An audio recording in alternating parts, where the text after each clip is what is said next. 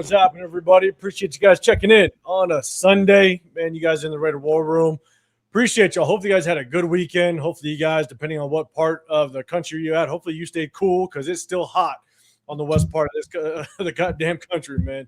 We appreciate everybody rocking with us. I see people popping up in the chat. We appreciate y'all. Do us a big favor, double tap that screen. If you guys want to get included in the chat, we do a sub-only chat. So just show our appreciation to our subscribers. To give you a quick rundown about what we're about to talk about, obviously there are reports that Fernando Mendoza is working with Brian Griese. Brian Griese obviously has ties to Tom Brady. He's got ties to Spytek. He has ties with Clint Kubiak. And so a lot of people are throwing out there that that's just another sign that we are going to be drafting Fernando Mendoza. So we're going to talk about that, do a deep dive on that. I'll definitely give my take on it. Severe will as well. But we also have some updates to the top 30 visits. We're going to kind of break down some of those new names that just came out, confirming that we are going to make them a top 30 visit. But we also got some game film to kind of break down on some of those guys. I think one guy that we're going to talk about, myself, Severe, as well as Chris, not going to be with us today. Shout out to him, had some stuff going on. After this, go check out Chris, Protect Shell Podcast. Go say what's up to him. But there is one player on that top 30 visit list that I think all three of us that are very excited about. So we're going to break that down, but we are going to end it with a chat-only mock draft. And be prepared because depending on how you guys do with that mock draft, I will be grading it. And I'm going to remember what you guys did to me last year. So, but shout out to everybody. Appreciate everybody rocking with us. Double tap that screen. Hit that like button. You got the Severe Raider on this side. I'm 805 Raider Real Talk, Raider Nation, and Chris Protect Show Podcast. Usually with us. Had something going on. He'll rock with us on Wednesday. So before I get to the chat, Severe, what's going on, brother? How you doing, man? Oh, man, I'm doing good. Yeah, man, still warm out here, man. Still extremely warm out here. So it's yeah, man. For everybody that had to work outside, I see somebody said they had to walk off the job today. Anybody that has to work outside, sorry for you. I am sorry for you. I'm telling you. So just kind of a thing about that, right? So I came out here in the Las Vegas area, right? And obviously you have the desert heat, which sucks. Luckily, I moved to Texas. I lived in Texas for about 6 years, and so it was humidity. It was hot, but it was humid, and I'll take the dry heat over humidity any day of the week. Yeah. And so I can appreciate this. But one of my kids' friends at school, her dad worked in construction. And I'm like, how the hell do you do it when it's 110 degrees out? And he said, I love it. I'm like, how the hell do you love it when it's 110, 115 out and you're working construction outside? He goes, because I'm originally from Seattle and I worked construction where it rained 95% of the time. He goes, I will work in the heat for 3 months out of the year instead of rain and mud 95% out of the year. I'm like, oh, all right, okay. I guess perspective is half the battle. Yeah. That definitely makes sense. Yeah. I mean, when I was doing construction, I hated the heat. I hated the heat, man. It was the worst, especially, oh my God. You got to wear steel-toe boots already. Yep. It was, oh, man. And then, like, your PPE equipment, especially, it was hell, man. It was hell. The worst part moving to Texas was when I played football and coached in California. Anytime I had to go to the Valley and go play, you know what I'm saying? If I went to LA and had to go play, if I did, even anything inland, right? And so playing at Citrus College, I played at Citrus College. That was burning. I'm telling you, that was my first introduction to the real heat because, back in the day, you would spat up, right? You'd spat up your cleats and you want to look clean, right? Yeah. Well, we had to adjust our entire stretching routine because this tape on the bottom of our cleats was melting. Dang. And so it started melting, and all of a sudden, everybody's kind of spatting, and the tape on the cleats was all peeling off. Yeah. And it wasn't just us. It wasn't like we were just, guys playing, originally playing in the nice weather. It was the guys from Citrus that played. This was their home field, and they were doing the same thing. You had to completely redo your stretching routine so that you weren't sitting on the ground because you'd burn your ass off, like literally sitting on the ground. And so, but I did play a game out in Florida, and I'm telling you right now, that's a whole nother battle. Humidity. When you walk out and you see the waves already coming off the ground at 5:30 in the morning, you know you're in trouble. You're in trouble.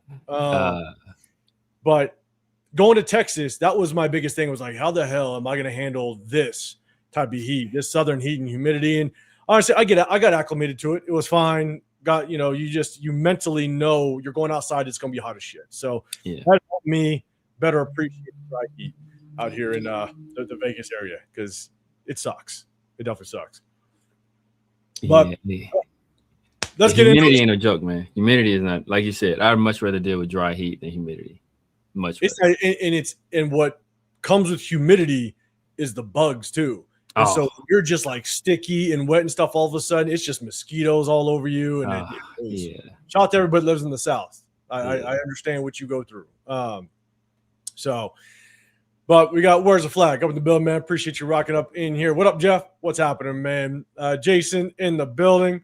Already talking some shit to Jeff. I got you. I love it. Moon over Miami. Appreciate you rocking up in here. Appreciate you. Yeah, you're always at work. Moon over Miami, I've noticed, is always at work. Shout out to you. Moon over Miami got like 3 jobs. Or he's with the FCC and he's at work watching us, making sure we don't do anything crazy. Exactly. Emmanuel, what's going on? John Fallon, good to see you. Dank in the building as well. Appreciate you rocking. Jason, hitting that shot out. Appreciate it. In severe we trust, man. Hey, keep that in. Guy, Jason. Appreciate my guy, Jason. For sure. Truth's Finest, what's going on, man?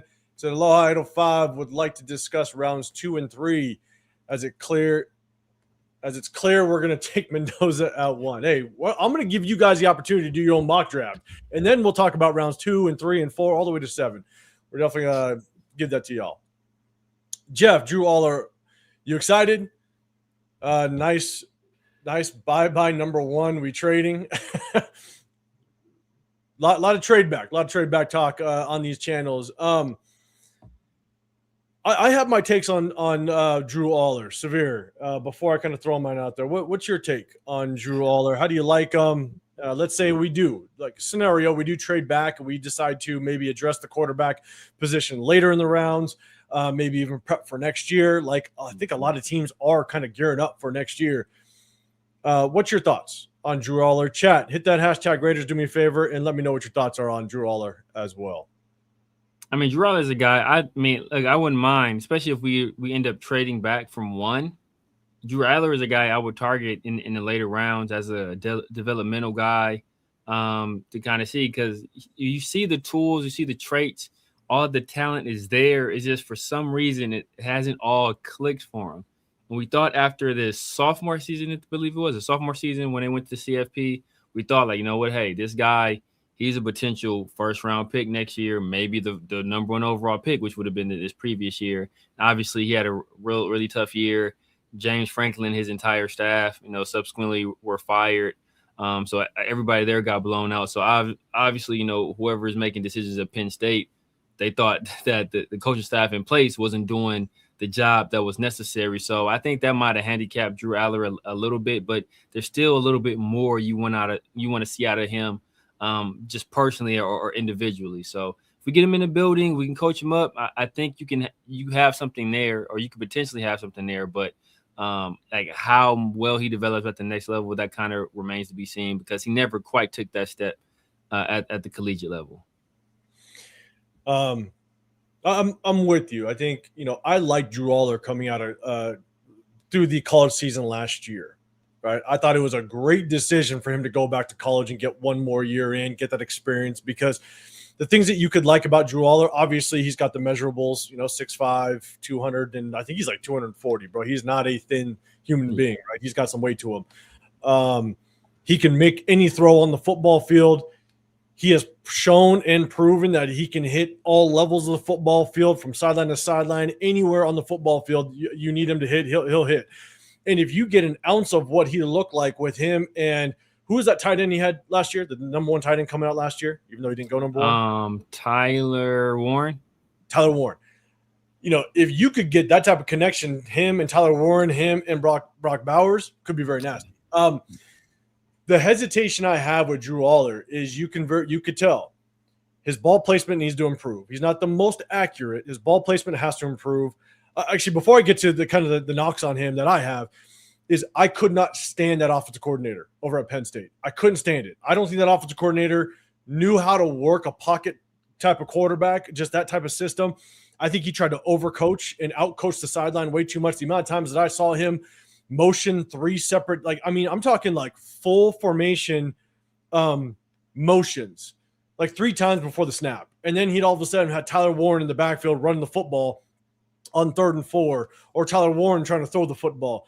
I think he just got way too creative and almost outsmarted himself. I hated the offensive coordinator over there. So did that kind of hinder his development a little bit? Maybe. I don't know. But I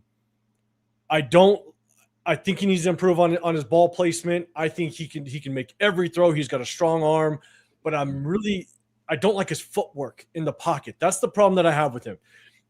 And his footwork is very sloppy. When he goes and tries to make throws, he doesn't get his feet in the proper position, which again, I think hinders his accuracy. His ball placement. Yeah. Yeah. And can that be coached up? It can. So that's definitely something that can be coached.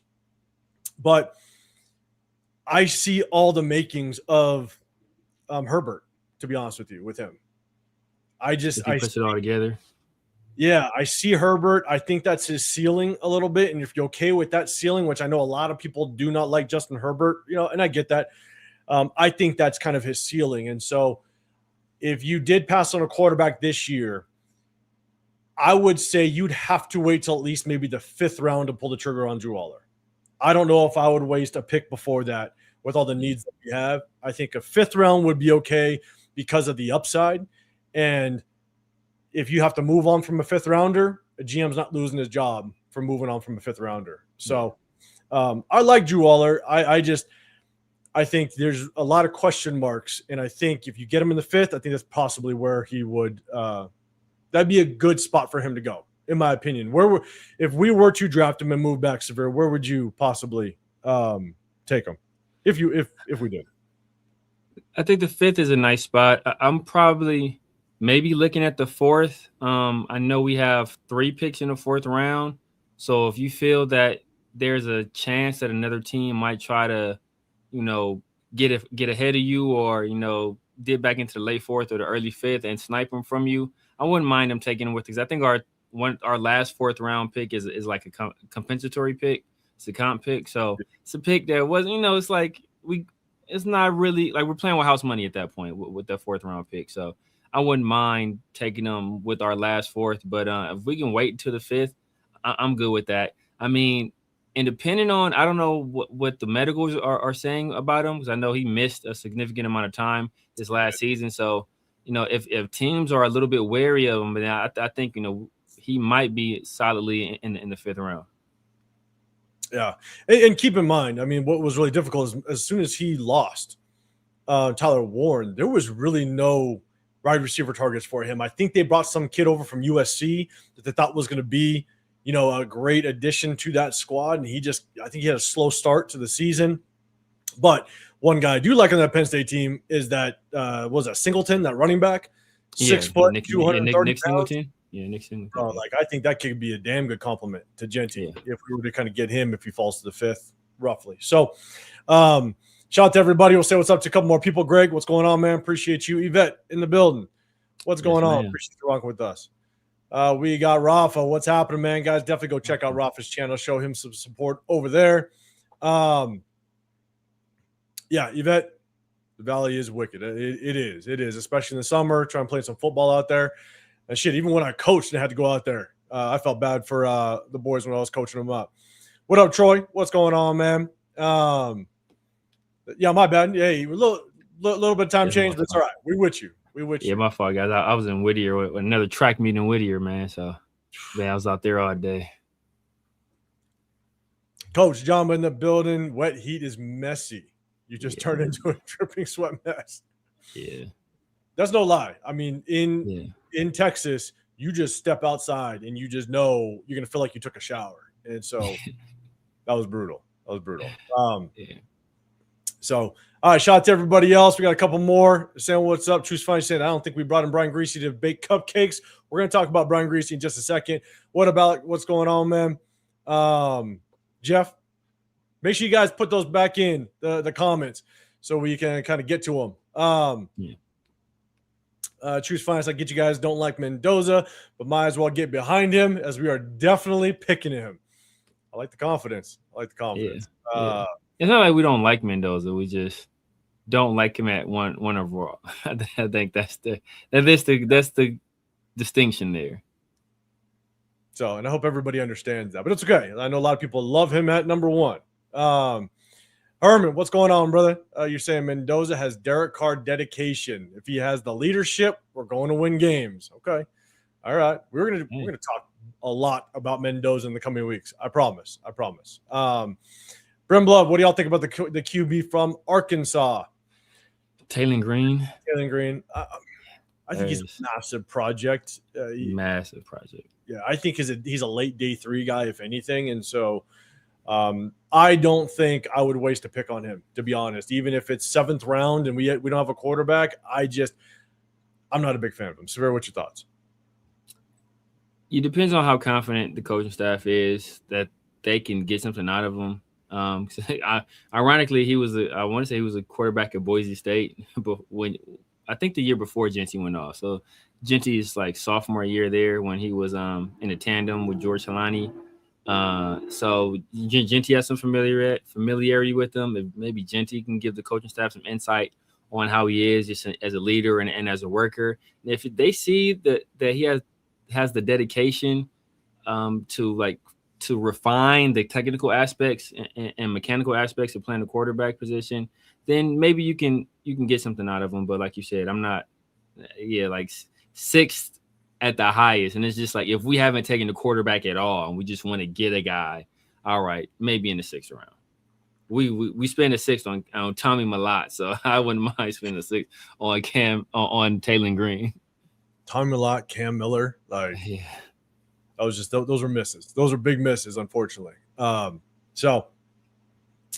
Jeff, meaning he was not hired by the Raiders. It's Mendoza's camp that brought him in, not the Raiders. Okay, we're going to talk about it here in just a second, but I got to get to my guy. Here. Surfer Bob in the building. Brian Griese just retweeted all of 805's dude's tweets. That Fernando sucks. If I was on Twitter doing tweets, then maybe he did, but I just don't do that. But shout out to you, big dog. Appreciate you rocking with us. Assassin's Creed in here as well. Appreciate you rocking with us. And we got this one right here. Hit you with that Raiders, big dog. Raider Smoke in the building. What's going on? Man, salute to my dog, Raider Smoke, man. I saw him out there on the course, man, getting it in. This dude is a golf monster. I'm trying to, oh yeah, man. Raider Smoke is nice, man. Raider Smoke is nice. Now, Raider Smoke, okay, if you ever come to a home game in a Legion, hit me up. And if you want to go play some golf, I'll rock with you if you got some time.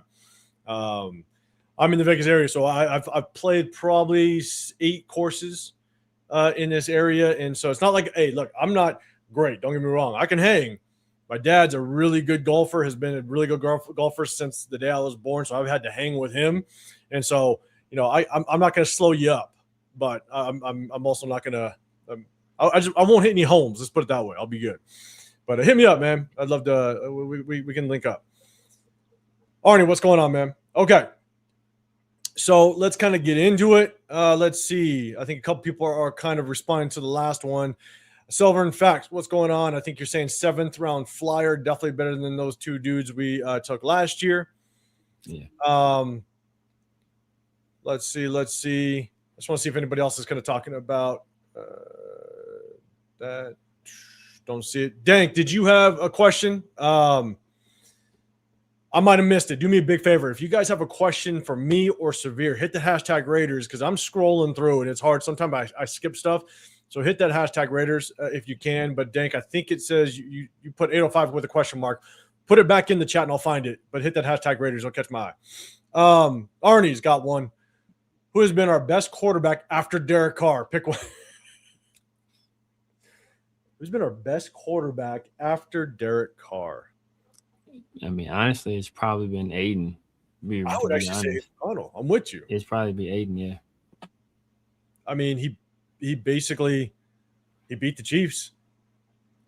Yeah. I mean, he was the starting quarterback when the Raiders. He was, yeah. I agree. Yes. But he's put up some games that are respectable. Again, yeah, he's had some nice games. He had some nice games. 300+ yards, and so he's had some respectable games. But that just tells us how bad our quarterback play has been. That's what's tough. Yeah, exactly. Let's see. Okay. We're going to kind of get into it. We got Odyssey in the building as well. What's going on? Hitstick Stepper. What's going on, brother? Appreciate you rocking. All right, let me scroll down. Guys, I don't know, Raider Smoke. I just heard what Severe said. You might be trying to. He's sandbagging. He said he gonna get you out there. Like, yeah, man, let's play $5 a hole. Let's play $5. He rack up on you. Watch. He from the Bay. Watch out for them Bay Area dudes, man. You know they'll get you. They'll get you. Yeah, I'm okay. $50 a hole though. How's that sound? Pretty good? Okay. Cold Kev, how much green fees in Vegas? It ranges, man. If you get like one of my favorite courses out here is Road Ranch, and you can play that for about $70. So it's not bad. It's not bad. And so, okay, let me see. Let me keep going. We're going to get into it. What up, Daniel? What's going on? Appreciate you rocking with us as well. Arnie, you're saying 850. If you're a GM, couldn't trade back, who would you pick at one? Who is worth the number one pick in this draft? All right. I think I actually have mine. It's tough. And we'll talk more about it in the mock. But Severe, if we didn't, let's say we didn't get Mendoza at one, but you had to stick and pick, and you want to get somebody else, who would you get? Who do you think is maybe worth the number one if it wasn't Mendoza? And that's the problem with this draft class.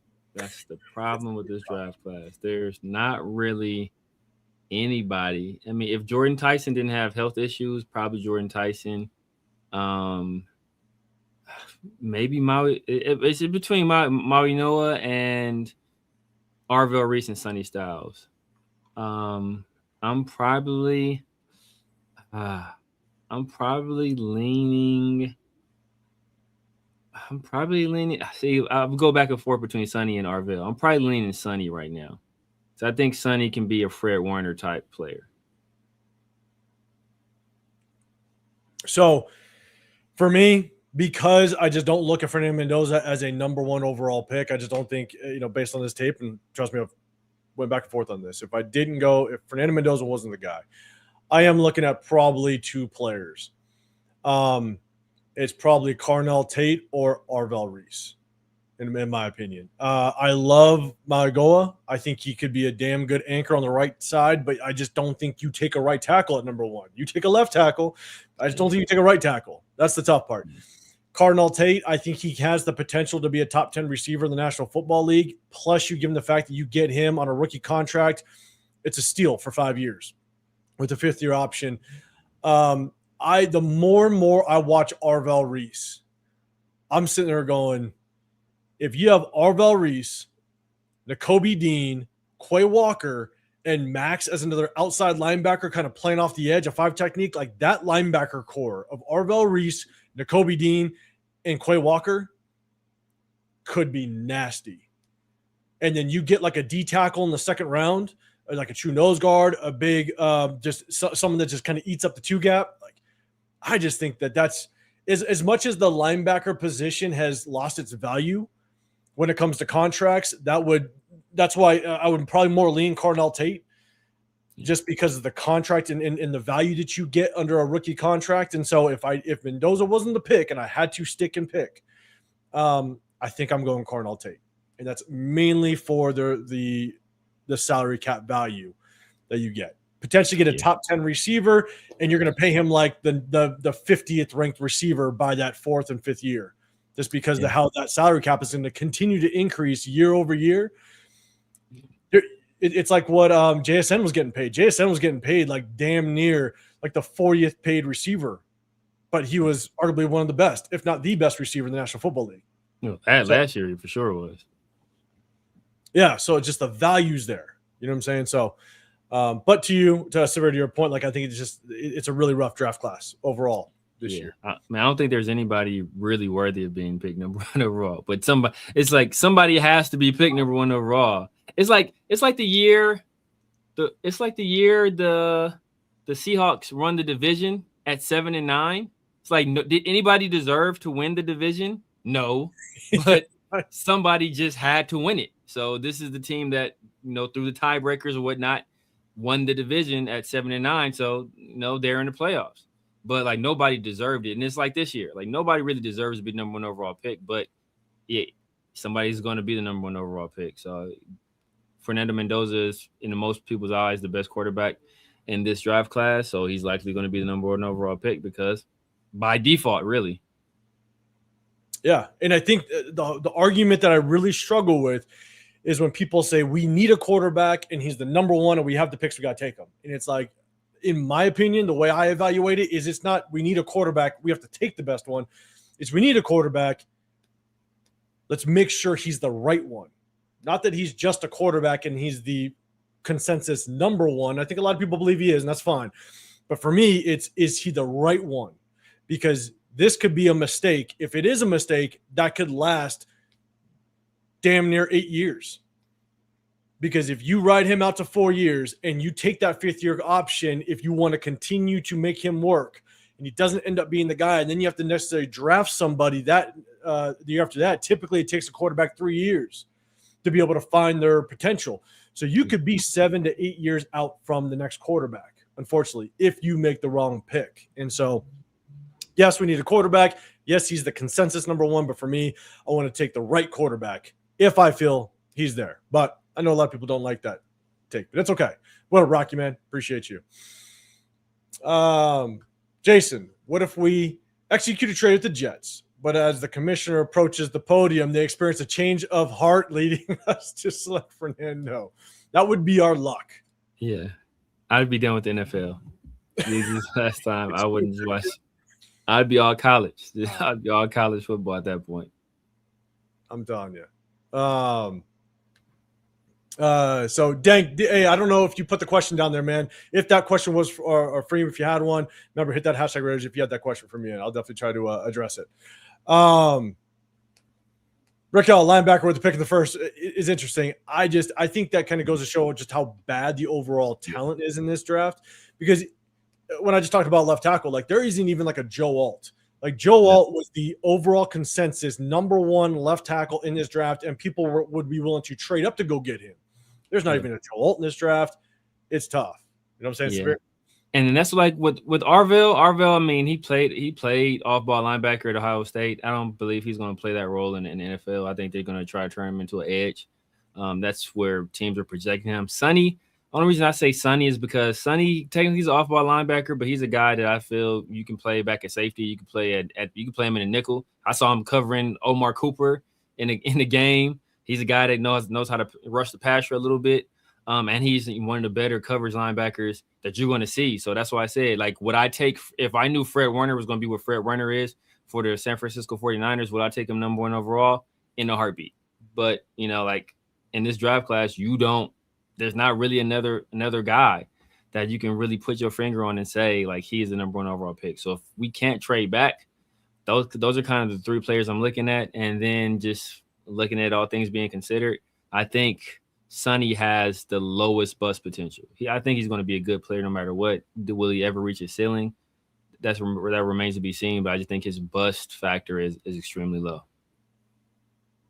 Yeah, I agree. And Arnie, who was the last linebacker and safety selected at number one in the NFL draft?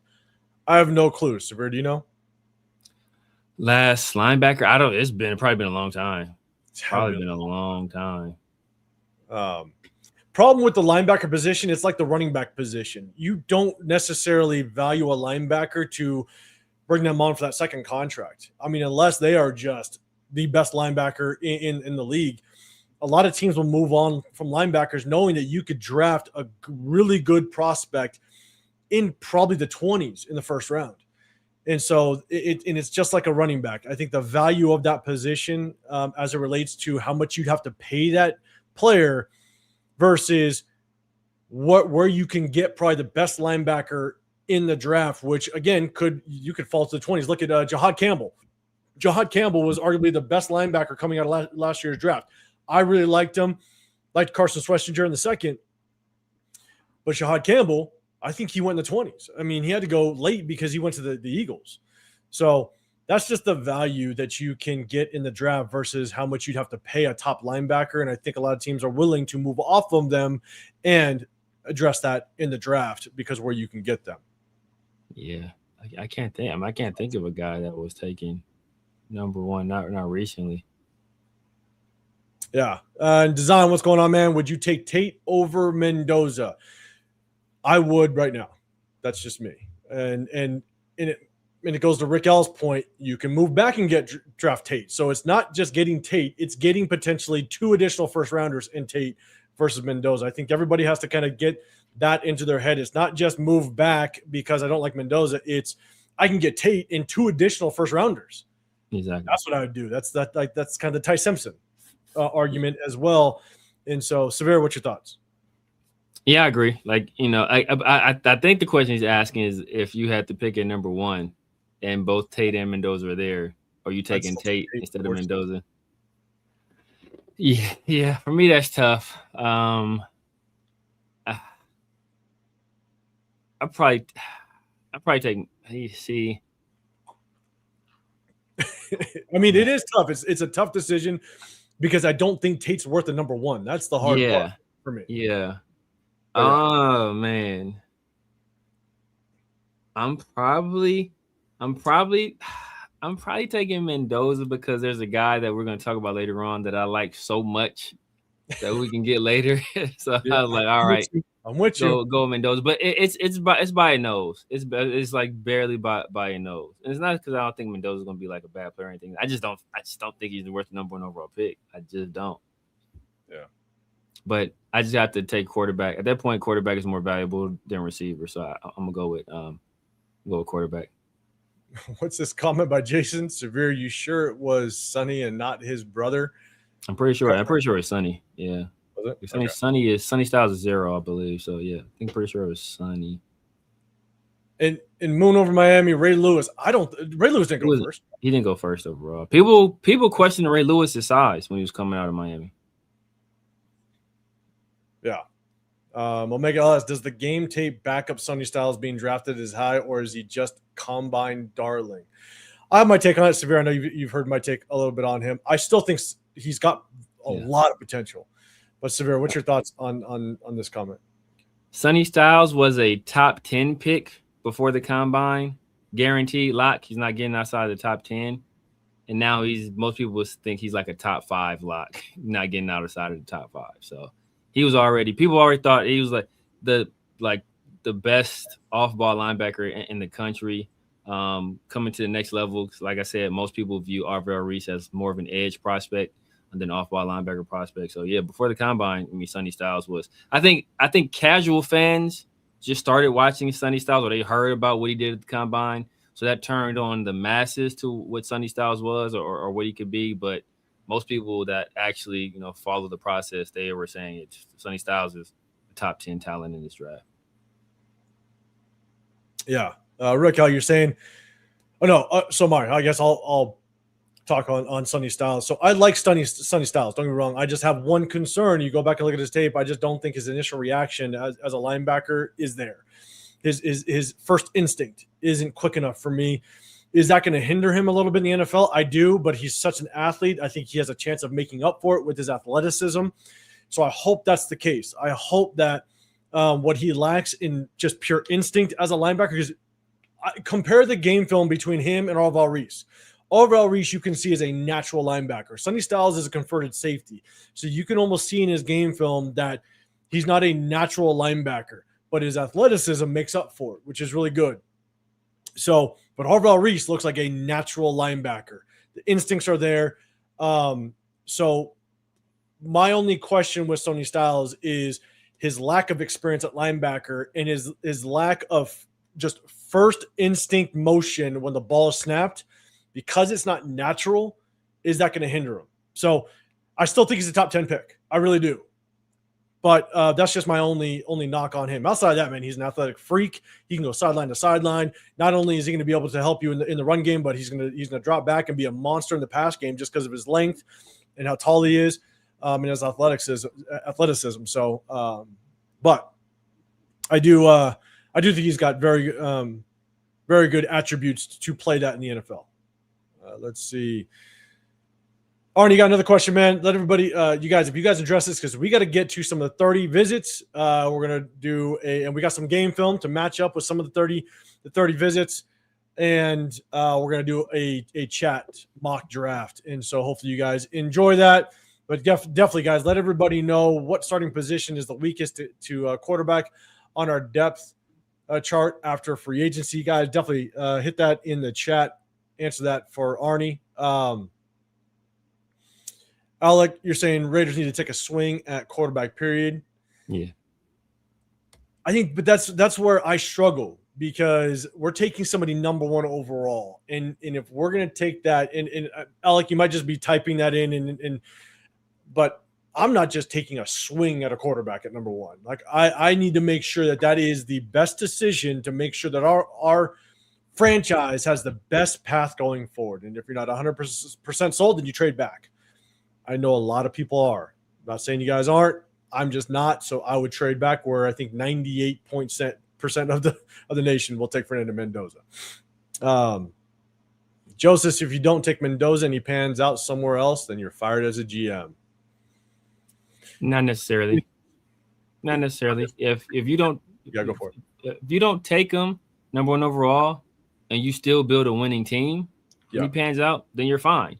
But if you take him number 1 overall, knowing that you had other trades on the roster or the other trades on the table to improve your team overall, and he busts and he's not good, or you guys don't win and you have him number 1 overall, and you can't put the talent around him, then you're fired as a GM too. So at that point, it's a risk versus reward. Do I want to put all my apples in this quarterback in believing that, if he's good, you're going to be picking lower in the draft anyway?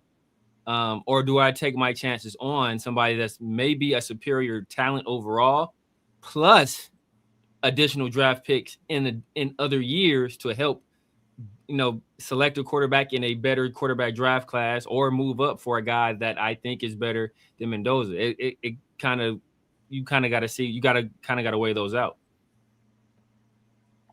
You're right, 100%. And Severe, you're right. Like if you can find your own success, but you pass on Mendoza finds success, then you can definitely possibly hold on to your job. Design saying Sonny Styles reminds me of Isaiah Simmons a few years back. That was one comparison I kind of made. I don't know if it's that bad. Isaiah Simmons looks like a beast at Clemson. He did, but we'll see just kind of how Sonny Styles turns out. Let's see. Okay, Alec, the last time a true linebacker was drafted number 1 overall in the NFL draft was 1979 when Tom Cousineau, God, that's okay. That name sounds real familiar, was taken by the Buffalo Bills. So I think I've heard that before. Truth Finest, did you guys watch the college playoffs, Indiana versus Oregon? I did.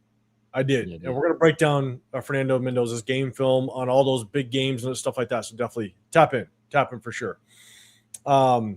I did see one. I don't know if I passed it. Pillager for fun. Would you take Ted Hurst at number 36? Let's answer that question once we kind of go through this, because we're gonna look at some game film of Ted Hurst and we're gonna jump into it. I promise. But I appreciate everybody rocking with us. Do us a favor. I want to take the first maybe 30 minutes or so. Definitely address the chat. We appreciate everybody rocking with us. Do us a big favor. Double tap the screen. Hit the like button. Hit the sub button. You got Chris Picture Podcast that's usually with us. Not with us today. Go hit him up afterwards. Hit that sub button for him. You got the Severe Raider on this side. I'm Made Raider. Real talk, Raider Nation. We hit you guys on Wednesdays, Sundays. We break down game film. We have a little bit of fun. Appreciate y'all. A little bit of housekeeping. What up, Linda?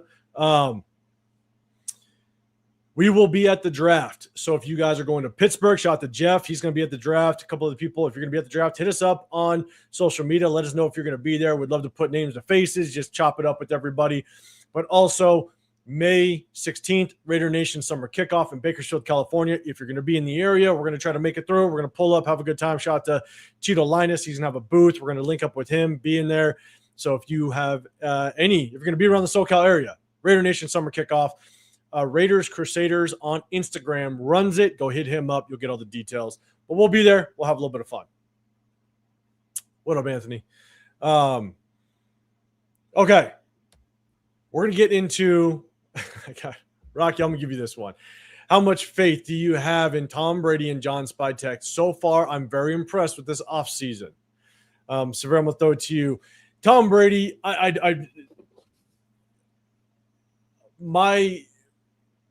my evaluation of Tom Brady is still just kind of out there. I really don't know how much of a stamp he has on this right now. I am giving JohnSpytek a lot of credit for what I think he's done so far this offseason. I think he's done a very good job. I'll tell you right now, if that maxxcrosby trade went through, bro, like this probably would have been one of the best off seasons we've seen in a very long time. He addressed a lot of needs, which he did a very good job. We got some solid linebackers in. The Bills safety that he brought over, basically slot corner, I think that was a really good pickup. So I do think that JohnSpytek has done a very good job. And if the Ravens didn't do some shady shit, I do think that this would have been one hell of an offseason by JohnSpytek.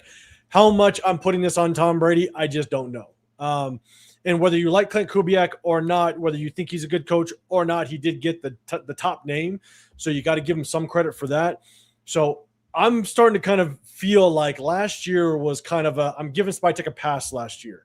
I think Pete Carroll may have had just way too much say, and that does kind of you do put that on John Spytek's shoulders a little bit. He should have been able to step up and say, look, I'm the GM. This is what we need to do, and kind of took the reins. But I think he gave, as a first-year GM, I think he gave Pete Carroll just a little bit too much respect and allowed him to do things. And so I hope that he just takes the bull by the horns, and these are the decisions that he can basically stamp his name on moving forward. So I do. I'll be real, I think I give the offseason so far probably a solid A. If that trade did go through by maxxcrosby, I think it would have been an A+, to be honest with you.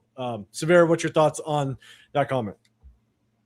Yeah, I mean, I like what they've done so far. I would have probably preferred we keep this, like nitpicking, but I probably would have preferred we keep Carlson than the kicker we brought in.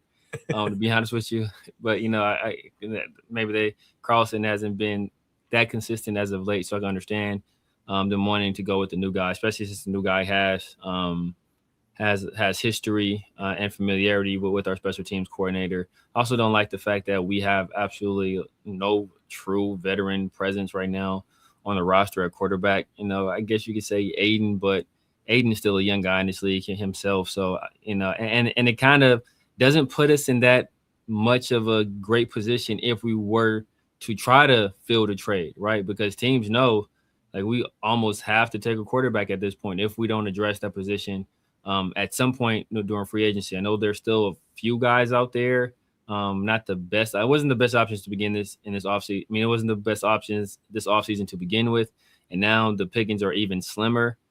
So I don't like how they really handled that.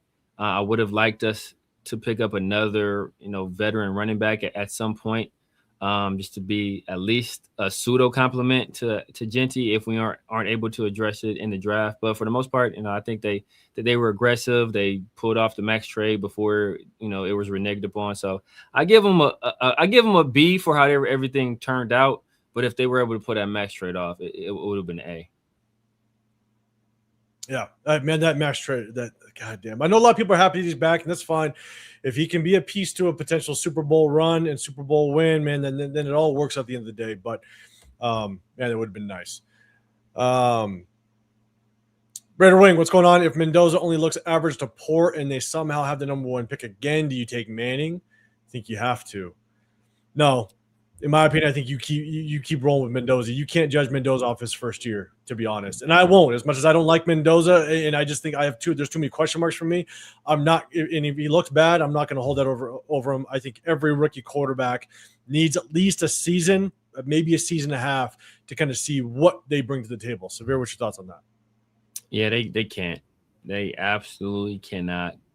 That is, you talk about putting yourself in a position to be fired. Like, that is in a position. If Mendoza is that bad where you have to take another quarter, first of all, you're in position to draft Arch, which most people assume he's going to be like top 5 pick. So if you draft a quarterback number 1 overall and you're picking again in the top 5, then something probably went horribly wrong, especially after having the amount of cap space that we had, and we hired an offensive-minded head coach, and we just drafted, we drafted 2 high offensive positions the last 2 years. So And we spent, we blew the center market out of the water by bringing in Linderbaum. So like we did all these things. So if you're right back there picking again, you're in the hot seat immediately. And the fact that only way I could see a team passing on a quarterback, or giving up on a quarterback after 1 year is if that guy just has poor effort, poor habits, poor study habits, poor work ethic. Yeah, exactly. Or off field stuff. And that's not stuff that I foresee happening with Mendoza. Now, you never know, because there's almost never has been a cleaner prospect in the history of prospects than Henry Ruggs, right? And we see what happened with Henry Ruggs. Ask anybody about the person or the man that Henry Ruggs was, and they would tell you he's the best kid on the planet, mama's boy with his high school sweetheart, good dad, great teammate, studied hard, worked hard, stayed extra, did all the things you would want and expect of a guy. And then all it took was one ignorant decision and everything was ruined. So, but outside of that, yeah, it would take something drastic for you to give up on a quarterback number 1 overall after just one season. You would, I mean, we've not been a good organization, but that you can almost say like that's like a Jets move. You know what I'm saying? Like that's a move that you just completely, you just look like a very dysfunctional organization at that point. Unfortunately, I think you got to give them at least 3 years. I think that's why I respect the 49ers a little bit, right? They moved up and they got Trey Lance and they gave up a haul to go get Trey Lance, but they understood what they had and they were willing to move off of him to get some capital back. So they're able to move, but that was after what, I think 2 seasons. So it's like at least they were able to understand that. But if you move off of a quarterback after 1 year, yeah, that's gonna be tough. That's gonna be tough. So Seapool, what's going on, man? Appreciate you little super chat out there. Severe, man, you want to take this one? Several edges in this draft are severely overrated. Parker, Howell, Lawrence, and I think Lucas padded their numbers and versus bad teams and did nothing versus good teams. Yeah, I mean. Yeah, there's some guys that padded their numbers. That's why I'm not looking at an edge early in this class. Outside of, like I said, it's either going to be Bailey or it's going to be Arvell Reese. And but I don't think we're in position or have the need with Max coming back to take either one of those guys, to be honest with you. And there's 2 guys next year that are some guys that teams will have their eye on. Yeah, I'd like for us to address the edge position a little bit, get some depth at least. And obviously I like Akeem Messidor, but I'm not getting somebody in the first round, maybe not even in the second. If I can start to target somebody maybe in the 4th, if they're dropping there, again, a guy that I like is Derek Moore out of Michigan.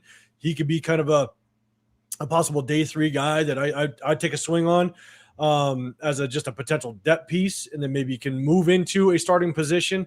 I like Derek Moore a lot. I'm definitely going to be keeping my eye on him when day 3 hits, if he makes it there. But Seapool, appreciate you throwing something out there. We got Nab, man, in the building. What's happening, man? Appreciate you. Arnie, man, throwing those questions out, man. All right, so Severe 805, who's your mentor QB for Mendoza, or draft a backup in later rounds, or UDFA quarterback? Obviously, we have a lot of veterans that have already been picked up by teams. A lot of people are talking about Kirk Cousins because he's still out there, and he's got the ties to Kubiak. So, Severe, one, do you think there's a chance we bring in Kirk Cousins, or do you want to see us to possibly, bring somebody in later rounds, which technically isn't a mentor situation, but. Yeah, at this point, you kind of got to go Kirk Cousins. I mean, you almost have to go Kirk Cousins. And I think, we talked about it before, where it's going to be like a Russell Wilson situation since he was cut by Atlanta, where they're paying the majority of that salary. So whatever we pay him, it's just going to offset what Atlanta's already paying. So he's incentivized to take a cheap deal here and kind of help the team that he's coming to out a little bit in terms of salary cap implications and, be as punitive as possible to the Falcons. So I think he will, wherever he goes, if he does come here, or if he goes somewhere else, it's going to be on a veteran minimum contract. And then, Fernando Mendoza is the number 1 overall pick in most people's eyes. But I think this is one of the few places where he has a legit chance to really start because, Tom Brady on several occasions has, put out the sentiment that he'd rather a guy sit for a year. So, I think this would be a really good opportunity for Kirk Cousins to have a 1-year audition show that he can play at a high level once again in a system that he's familiar with, and kind of rehabilitate some of his value. Yeah, I think no matter what, you have to get a veteran in. You have to. The veteran that I was actually perfectly fine with was Joe Flacco. Because I think Joe Flacco is the perfect type of veteran to bring in and help a young quarterback. The problem with a lot of these other quarterbacks is, and I know that the Aaron Rodgers was thrown out there a little bit, right? And I know shot to Jeff and Jason, they kind of talked about it in their live last night, or it was last night, I think so. Aaron Rodgers, he's not going to be willing to take a step back and sit down to a rookie. He's not going to do it. And so I think he's the worst option as a mentor / veteran quarterback. And if you have a plan to play him at some point this season. I think Joe Flacco knows his role in the league. I think he knows that if he's not playing well, then he will take a step back. He'll sit in a rookie maybe by week 10, 11. The rookie steps in and goes ahead and plays. And I think Joe Flacco would be willing to help that quarterback learn and help him grow as a rookie, even when Joe Flacco is sitting on the sideline, because the backup quarterback's responsibility on this team is just as important as what the starting quarterback is doing on the field. That backup quarterback is going to help that starting quarterback with the adjustments of the defense, what the defense likes to do in certain down and distances, and kind of relay some things. And so you're kind of a second coach on the sideline. I think Joe Flacco would be perfect. I also think Kirk Cousins could be perfect at that, but I also don't know if Kirk Cousins would be willing to do it. I think he still thinks he's a starter. But I know I've said this before, and I said this actually, I think on Jeff's live last night or the night before. I was like, look, I don't even know if Kirk Cousins' wife would let him move to Vegas, or they would move to Vegas. But like they seem like Minneapolis type of people. And so just like calm life, collected community type of thing. Yeah, you don't want Vegas in your backyard. So we'll see. We'll see if that works. But I'm a big advocate of sitting a quarterback their first year. I think it's short-term pain for long-term gain. You want a quarterback that's going to find success for the next 12 to 15 years. I could care less what the year one looks like. And so if you need a quarterback to sit for a year and just learn the system, learn the speed of the NFL, the one thing that a lot of people don't realize is defenses are very different in the NFL. The way that defenses are structured are very different. So it's going to be a massive culture shock. The speed of the NFL, the physicality of the NFL, and it's not just the speed when it comes like the defensive backs and the coverages. No, you need to process the pressure of the NFL. You have to process the blitz packages. And once you process the blitz package, then now you're processing the defensive coverage, right? What are the safeties doing? Are they clouding over? Are they inverting the coverage? You know what I'm saying? Are they rolling the safeties? You know what I'm saying? Is it a cover 2 or is it a palms coverage? Are they dropping a cover 4? Like all that, you have to make that decision in a split second. So the speed is much faster. The defenses are more confusing. I'd much rather have a rookie sit, learn, digest it, and then get thrown into the wolves that second year. But that's just me. I've always been a big advocate of if you can sit the rookie for an entire year, I'd do it in a heartbeat. Show Deuces, what's going on, man? In y'all's opinion, after this draft, how many starters do you feel like the Raiders should have by the end of the year in the first 2 years of Spytek taking over roughly? So I said, after this draft, in terms of draft picks, we have 11 draft picks, right? Yeah, I think we had 11 last year. I want to say. Yeah. I'd love for us to get a minimum of 3 solid starters out of this draft. If we can do that, that's what I would love to see. And then you kind of add what we've added in free agency. Obviously, Quay Walker, starter. Alvaro Reese, starter. The slot corner from Bills, starter. And that's about it. Right? Johnson. Oh, Kwity Paye, starter. Yeah, Kwity Paye, yeah. So that's Tyler Linderbaum. So that's 5, right? 5 yeah. starters. I mean, I think he's just talking. I think he might be just talking about the draft. Just the draft? I think he's just talking about the draft. What do you think, Severi? From this particular class, right? Or you mean from both classes combined? Yeah, I don't know. Maybe both classes combined. Let's do both classes combined real quick. Well, Genty. We got one on the board. Technically, Dante Thornton was a starter last year, but like I said, that's a default situation. Like, who else was going to start? But maybe Jack Bech, but I think Carlos Rogers and Jordan Meredith are going to battle. Let the best man win. Yeah. So is that 2 possible starters? I mean, maybe Dante Thornton does start. I think Jack Bech is going to start at the number 2, I would assume.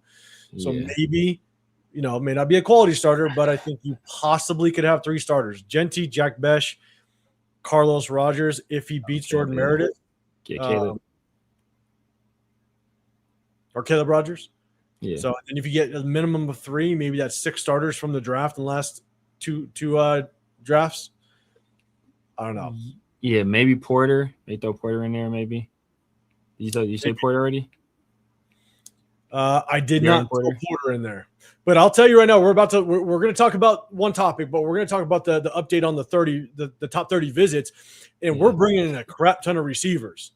So I don't know if that's an indication of what they think of the current receiver room, but we have a ton of top 30 visit receivers, and so again, not sure what that means. Take that for what you want. Yeah. I gotta have with 11 picks. With the 11 picks and on an already bad roster, I can understand if we had all these picks and we're a really good team. It's, oh man, where are these guys going to start at? Like, bro, we suck. We've been sucking. We've been terrible for I don't know how long, and we haven't had any draft picks pan out in the early rounds or the late rounds outside of very few select guys. So it's not like we were a talent-rich roster and like, oh my god, who are these guys going to start over? Like, no, bro, these people, they should be able to beat out who's in front of them for the most part. So if he's not getting, I need out of these 2 draft classes, I need like 7 guys to be starters after next year. So like after this season. So we have last draft class, we have this draft class. If going into the next season we don't have at least 7 guys starting out of these 2 classes, that's a tremendous disappointment. Obviously. Charles Trent Williams Grant, that counts for 2 because he's a future All-Pro. So we count him as 2. But you need to get 5 more guys out of that. You need to get 5 more guys. Oh man, I got some. See, I put some more noises on this soundboard for you, Severe. Don't worry. Let's see. And yes, man, Flacco did go. That's why I said I think he would have been the perfect veteran, but now we basically have Kirk Cousins at this point. So we'll see. Chat, let me know what you think about Kirk Cousins. Tien, we'll get to that. We're going to do a chat mock draft. So we'll talk about some of the guys in the second round when we get around to that. Appreciate everybody rocking. What up, Chill Ray? What's happening, man? Rosetown, what's going on, man? I don't want Kirk Cousins if he ain't. Kirk O'Chains in the building. That was wild. I don't think Andy Dalton is. I don't think Andy Dalton is available. I think I cut. Did he just get cut? I think he got released. I want to say. Oh, hey, Andy Dalton. He might be all right. I wouldn't mind that. I think because again, I think he's been a backup for so long. I think he understands his role. Maybe he'd be willing to start and then mentor the next guy. Yeah, maybe. What up, DJ? How many games do you give a vet quarterback before making the change? What if the team has an even record and look competitive? I think if he's doing well, I think you stick with him. Keep him out there. Yeah. Unless you feel he's a hindrance to them having a better record. But if he's playing solidly, I don't see no reason to make a change. Yeah. He said, nah, man. You're saying, but don't you tailor an offense around a quarterback? To an extent. All good quarterbacks will tailor your offense to what you have on the field, especially if you already have people in the building. But you have your limitations, though, because as a quarterback, like Clint Kubiak knows what works, right? He did a very good job with Seattle, so he knows what works. And so he's going to want to take what works, but also understand what quarterback you have, and you want to tailor your offense a little bit to that quarterback. If that quarterback, you feel confident, can execute what you ultimately want at the end of the day. So all good quarterbacks will tailor a little bit to an individual, but there's limitations to it, especially when you have an offensive mind like Clint Kubiak. So, for example, like Andy Reid, right? Andy Reid knows what he wants to do on offense, and he'll tailor a little bit to a quarterback if he knows that quarterback ultimately can run 80% of what he wants to run. But he'll tailor it a little bit to that quarterback. The good coaches do it, but it just depends on, in my opinion, how much do you want to tailor your offense to that one specific quarterback. Severe, what's your thoughts on that? Yeah, agreed. I mean, obviously, like you said, they're quarterbacks. They have strengths and they have weaknesses. Some guys are better at doing things than others. There are arm strength limitations that limit you. There's guys' ability to throw over the middle of the field, decision-making type stuff that may limit you, mobility issues that may limit what you do. So you want to find a quarterback that, fits as best as you can inside of your system. As you said, you went to that 80%, but as best as you can inside of your system. And then you want to cater to their strengths. Okay, maybe they like doing certain, maybe they like running certain concepts. Maybe they're more familiar, running bootlegs a certain way or one thing or another. But you want to cater to that player as much as possible, but you don't want to make wholesale changes to your scheme because that's your scheme. So if you're making entire changes to what you like to run, then you kind of lose an identity and you kind of lose the philosophy. Yeah. So it's now, man, to your point, yes, you do adjust a little bit, but there's limits to it. It just depends on how much do you want to adjust, knowing that you know what works in the NFL. Jason, in the building, what's going on, man? Severe, what's your thoughts on this? Grant could possibly start over Glaze last draft. I don't care for it. Do you think there's a chance your boy Charles Grant could start over Glaze? Oh, there's a chance. There's more than a chance he could start over Glaze. All right. Do I want to do it? Do I want to throw him out there right now? Because I don't know how much work he's been getting on the right side. Even when they were bringing him in as a kind of extra offensive lineman, it was I can't think of any time they did it to the right side. It was usually to the left side of the formation. So making that transition from left to right, that can be a difficult transition for most people, especially for a guy that really hasn't played football for that long. Do you want him doing all that stuff?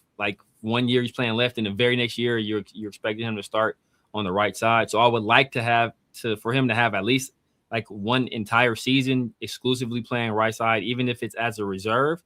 And that would just make him better in the long run as a guy that could potentially be a swing tackle. If he comes in and he does eventually take that right tackle job, then at least at that point he'll have more experience, not only playing left tackle in the NFL, but playing right tackle in the NFL as well. So I don't know if he's ready just yet to take over that starting position. Oh, but Glaze better watch out.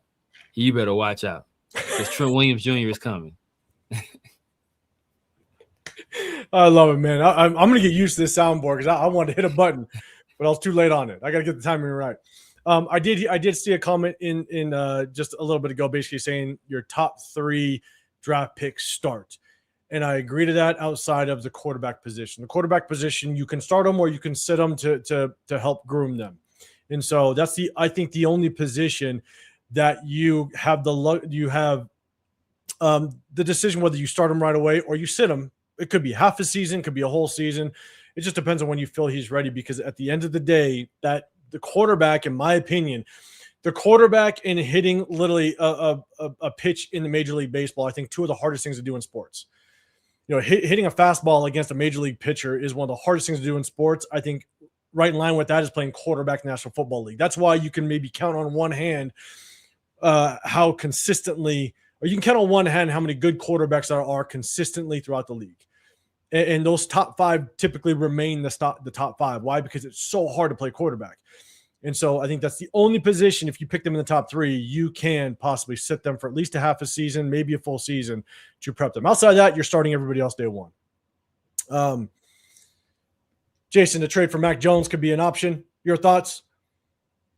I'll only say this. If we do go with Fernando Mendoza, and even if we trade back for Ty Simpson, okay, whatever it may be, if you bring in a quarterback early, I wouldn't mind bringing him in, given the fact that he could potentially be a good veteran to teach if he's willing to. Mac Jones is still young, but it could be a good investment in a young quarterback to help play behind a quarterback that's been there, done that. He's been in the league long enough to maybe learn from him. So As long as I would say I wouldn't give up anything more than a fifth, maybe even not sure if I'd even give up maybe more like a sixth, maybe a fifth, but kind of around there. Severe, what's your thoughts?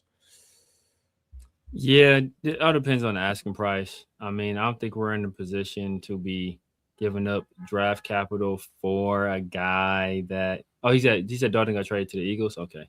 Yeah. I thought he got cut. Okay. Yeah, but I don't think we're in a position to be trading for a guy, especially like high, like fourth round pick. Like we traded a fifth for Kenny Pickett, and it was a complete waste of a pick. Complete waste of a fifth round pick. So, like, is it going to be another situation where we trade for Mac Jones and we don't utilize him at all, or we underutilize him? I'd probably rather take my chance on just taking a flyer on an extremely talented guy than trading for a guy like Mac Jones. So, like I said, like it all depends, because if Mac Jones works out, then you got a solid backup in your organization for a long time. Maybe a potential trade target for another team might want to, if he puts up a good season, a team might want to take him off. I don't know what he has left on his contract, but if he has more than 1 year left on his contract, maybe a team might want to pick him up and trade something for him. But yeah, it all depends on the compensation. Yeah, and so we're going to address this one, and then we're going to get into the first topic. Shout out to the chat, man. You guys keep rolling. Fernando Mendoza is so comparable to Sam Darnold with more mobility.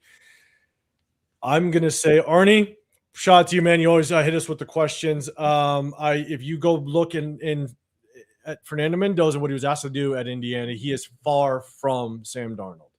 Sam Darnold worked under center. Sam Darnold can execute play action from under center. If you look at what Clint Kubiak likes to do, Clint Kubiak runs a lot of flood concepts. Fernando Mendoza didn't do it a whole lot. So it remains to be seen just how well he'd be able to execute with those type of route concepts. Clint Kubiak likes to run a lot of dagger concepts as well. Did not run a lot of seam routes in Indiana. Fernando Mendoza didn't hit a lot of seam routes. He also didn't hit a lot of dig routes at all. Did not work the middle of the field like Clint Kubiak liked to do with Sam Darnold. And so it's probably the furthest from the truth, or that's probably the furthest comparison based on what Clint Kubiak likes to do and how he used Sam Darnold and what Fernando Mendoza was asked to do at Indiana. So I can't compare those two at all with and we showed you what Clint Kubiak likes to do, what he liked to do with Sam Darnold, and we're going to showcase what Fernando Mendoza did at Indiana. And then you can be the judge. But I think that they are not comparable whatsoever. They're two very different quarterbacks. Sir, anything on that? Man, to be honest with you, I didn't like Sam Darnold when he was coming out of college. Still don't think he's really. I still don't think he's that great. And it was ironic because there was a lot of hype around Sam Darnold, at SC. Obviously I live in LA. I grew up down the street from SC. Everybody in my family is SC fans for the most part. So I would watch SC all the time. And then there was a game against Texas. And at this time, Texas had one of the worst pass defenses in like college football. But instead of passing the ball with Sam Darnold, USC built just about their entire offensive package around running the ball. That's how little they trusted Sam Darnold. And that's kind of how I feel a little bit about Mendoza, where it's like when you had an opportunity to really cut it loose or really throw the ball around a lot, this is a team that relied on their defense and their running game, essentially no matter who they were facing. And so I think they're comparable in those terms, where Sam Darnold benefited greatly from the talent around him and the execution of those guys around him. And I think that Mendoza is in the same situation, where he's benefiting a lot from the talent around him and from having the best coached team in all of college football. Best coach team and so many other things. I mean, that was the perfect team I think we've seen in forever, to be honest with you. It was the most perfect, well-rounded team. And so, again, there could be a conversation just how much Fernando Mendoza really did for that team as it relates to everything else. Fourth best rushing team, second best defense, 60th strength of schedule, sixth overall best starting position when taking the field on offense. Like, there was so much that just worked out for that team, and Mendoza was a great part of it. Don't get me wrong. But we're going to get to the first topic. But outside of this, I'm going to get easy into it. And I'm sure this is pointed to somebody. Would you trade for Spencer Rattler? Severe, the floor is yours for this one. And then we'll get to the first topic. Depending on what they were asking for, oh, definitely. Definitely. Arm talent wise, Spencer Rattler has way more arm talent than Mendoza. More arm talent than Mendoza.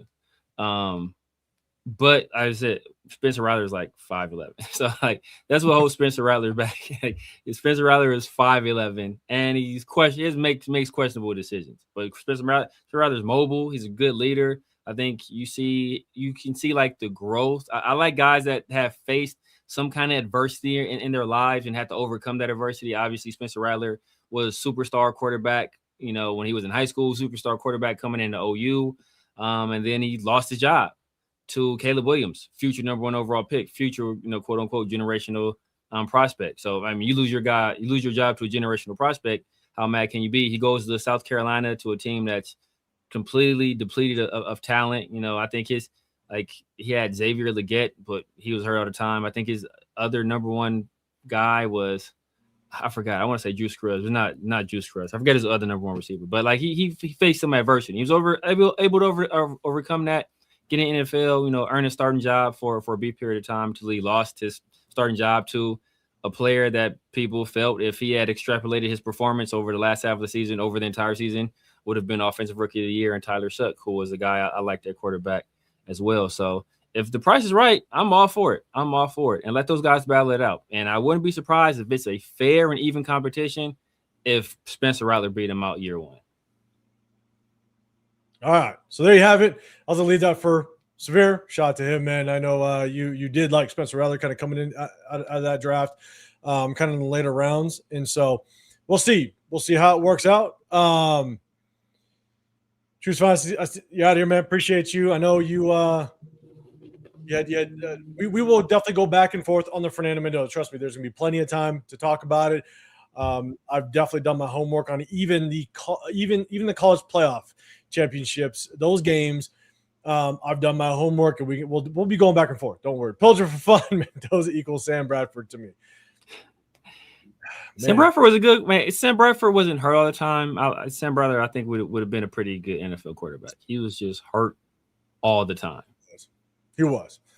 So, all right, guys, I know you guys threw out questions, or you guys threw kind of answers to this one, and put them back up there. Let me know your thoughts. So, first topic, and then we're going to go to the top 30. Then we're going to do a quick mock draft. Shout out to everybody. It's going to be a chat, only mock draft.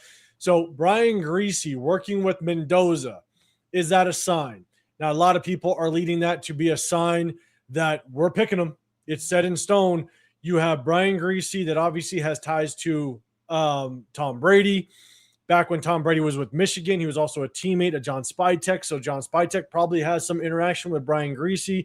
But then also Brian Griese was on that 49ers coaching staff when Clint Kubiak was over there. So everybody's kind of trying to put the pieces of the puzzle together, which I don't blame you.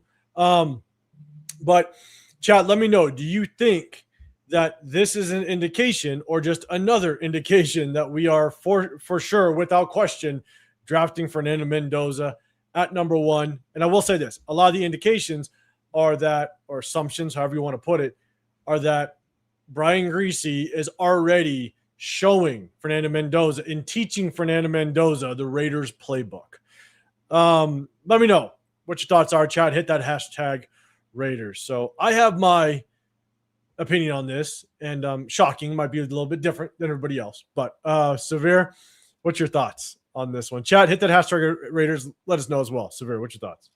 I'm trying to think. Was Kubiak over there with Brian Griese? Because I know Brian Griese was with the 49ers from 2022 to 2022 to 2024.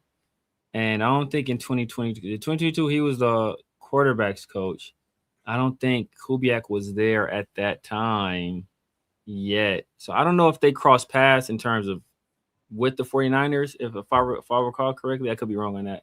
But obviously, like you said, there's the Michigan ties there. There's obviously the Broncos ties there, where, the Kubiak family is entrenched in the Broncos franchise. So there's going to be some level of familiarity there. So, I mean, I don't want to say it's a lock, because the Shanahan, O'Connell, Kubiak kind of system. That's kind of all the rage right now in NFL, and everybody's trying to get a piece of that Shanahan style of offense, whether that be through hiring the Kubiak or hiring a guy like O'Connell or McVay, who's kind of off that tree as well. So and I think that Brian Griese can help him work on some of the things that he needs to work on. Just in terms of dissecting NFL defenses, as you said, there's a drastic difference between what you see in college to what you see to the NFL, especially in terms of disguises, especially, just the difference between your pre-snap read and your post-snap read in the NFL. That's Jesse Minter is a menace with that. The guy in Seattle, Mike McDonald, he's sick with that. That's why he's killing everybody so badly defensively, because of those because teams don't know what he's running. So I think Brian Griese can help with that. If he is actually giving him the system, then that will be interesting. I don't know, because I don't even think like there's been a true official install yet with the Raiders. So like how much of it could he actually be giving them when the Raiders don't know who's really going to be on the roster? So it'll just be like the skeletons of it. And if you're just going to give them the skeletons of an offense, like that's like how much of that is really going to help you, because a lot of teams run a lot of the same things. Usually it's just the way you run it, maybe the timing on a particular route, the depth on a particular route, the terminology of it. But a lot of this stuff is the same. So like how much is that really going to help them? It remains to be seen. But it's good. If anything else, if we're going to be drafting Fernando Mendoza and he is our pick, I am glad he's taking it upon himself to bring in a guy like that to help him prepare for the NFL. I think that speaks, well, in terms of his willingness and his desire to be as prepared as possible for the next level. So Joshua, I've seen you up in here, man. Yeah, if you're not a big fan of Mendoza, at least as it relates to a number 1 overall draft pick, you're in the right place, at least on this side, or in this on the screen for both of us. Joe Ray, you're saying unless this is a generational smoke screen, it's set in stone. We're drafting Mendoza at 1 overall. Man, you're saying no question. Dang D, at least we got Butler. I'm gonna give you a soundboard for that one. Big dog, appreciate you. Kubiak was their 23 passing game coordinator with Brian. Okay, he was in 2023. Okay, 23. Okay. So I'll kind of give you my take, and I'll get to. I think I see some other people kind of getting up in here on the comments. I'll give you my take real quick. So, could it be the case where they are trying to download the playbook? Maybe, but I'll be honest with you, I highly doubt it. Brian Griese, he's got his own responsibilities. I'm not sure if you can't necessarily just hand somebody a playbook and say, hey, teach him this without really understanding what you want him to teach. And so could it be happening? Maybe. In my opinion, I think if there's any ties to Tom Brady with this, if there's any ties to Clint Kubiak, if Tom Brady, Clint Kubiak have any piece of this happening and bringing it together, in my opinion, I think it's more or less them trying to ask Brian Griese, and I think I saw a comment where Mendoza's camp brought him in. I think that very well could be the case. If Clint Kubiak and Tom Brady have any hand behind the scenes on trying to bring this together, I think it's them trying to do their homework. I think it's them, if they're having any conversation with Brian Griese and saying, look, see what this guy can do in these type of situations. See if he can work well under center. See if he can. Does he have the footwork? How much work are we going to have to put into this guy to get his footwork right under center? How well does he throw? Basically planning off that back foot, running play action from under center. I think they're trying to do their homework. Because if you're going to take this guy number 1 overall, you better know and have some sort of confirmation based on what Clint Kubiak likes to do, which, again, Clint Kubiak ran the highest percentage of under center snaps in the National Football League. I think you're trying to do your homework and understand how much of a learning curve does this guy have. And good head coaches, good GMs do that. So for the people saying, I saw Nabman say, I saw, some other people saying no question, it's a lock. You could be right. I'm not saying you're wrong, but I also think that there's a really good chance that they might just be doing their homework, doing their due diligence, and trying to understand what type of learning curve are they preparing themselves for if they do take him number one. Now, again, that is if Tom Brady and Kubiak actually have some sort of connection to all this. And Severe, to your point, maybe it is. Fernando Mendoza in his camp doing their due diligence, knowing that Brian Griese has a connection to Clint Kubiak, and Brian Griese can help them kind of prepare for what he may see if, and according to the chat, when we pick Fernando Mendoza. So that's my take. I think they're doing their homework. What will be funny? What will be funny is that, like, remember last year, like there were like the Aiden O'Connell people, and they were like, "Oh my, Tom Brady, he's been working out with Aiden O'Connell. They got him in the film room. They're studying." And then the next weekend, Tom Brady's on a flight to go recruit Matt Stafford. So we start fielding trade calls. I don't want to hear any complaints from nobody in the chat. We start looking tough at veteran quarterbacks and start doing our homework. And all of a sudden now we're bringing in all these other quarterbacks for 30 visits. I don't want to hear nothing from y'all. I don't hear nothing from the people that say it's a lock. We're taking Mendoza. I mean, the amount of people that said it was a lock. Now, mind you, he's back, but it's not because of us. But the amount of people that said it was a lock. Max ain't going nowhere. Max is a Raider for life. Max ain't going anywhere. Are you crazy? And it's like, okay, ultimately he didn't go anywhere, but but he was going to go somewhere. And he still might go somewhere. You never know. Yeah. So they took a circuitous route, but he ended up back in silver and black. But yeah, he worked his not through lack of attempts to make that not happen. It was a solid round trip.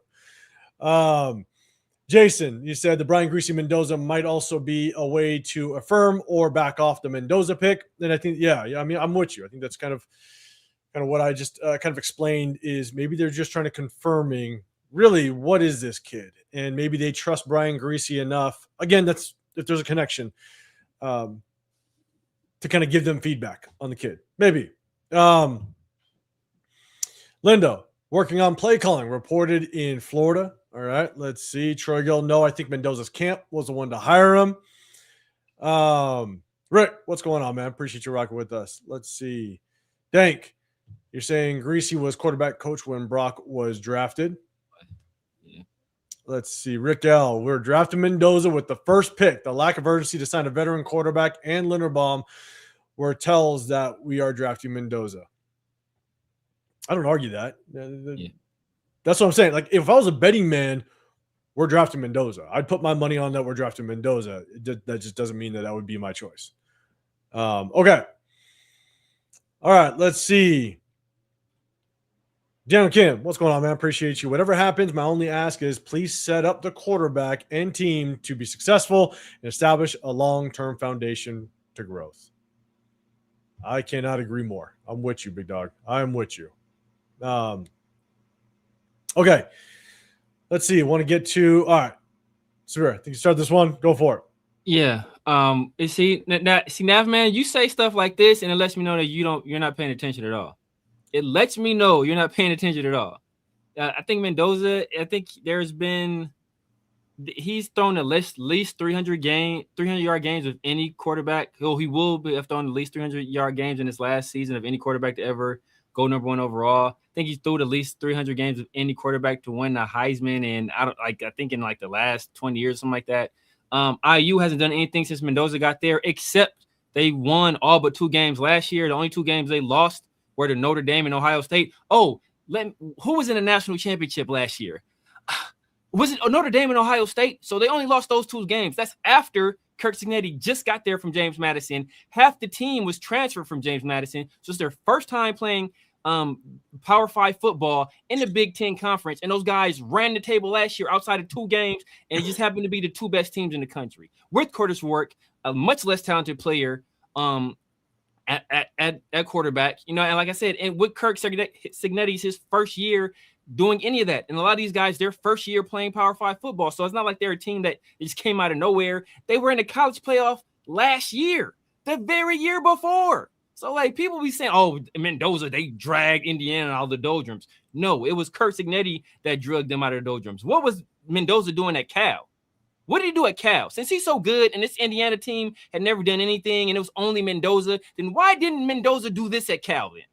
Explain that to me, because Curt Cignetti did it the year before without Mendoza. They just took an extra step and also faced, a little bit lesser talent, in my opinion, in those college football playoff games. So why didn't Mendoza do this same thing that you're claiming he did at Indiana at Cal in a much weaker conference? If he's the reason, if he's the catalyst, if he's the only reason they're this good, explain that to me, Nav, man, like a 6-year-old. So, and I'm with you, because here, in my opinion, right, I am very, very careful with overvaluing quarterbacks that are in a very perfect situation.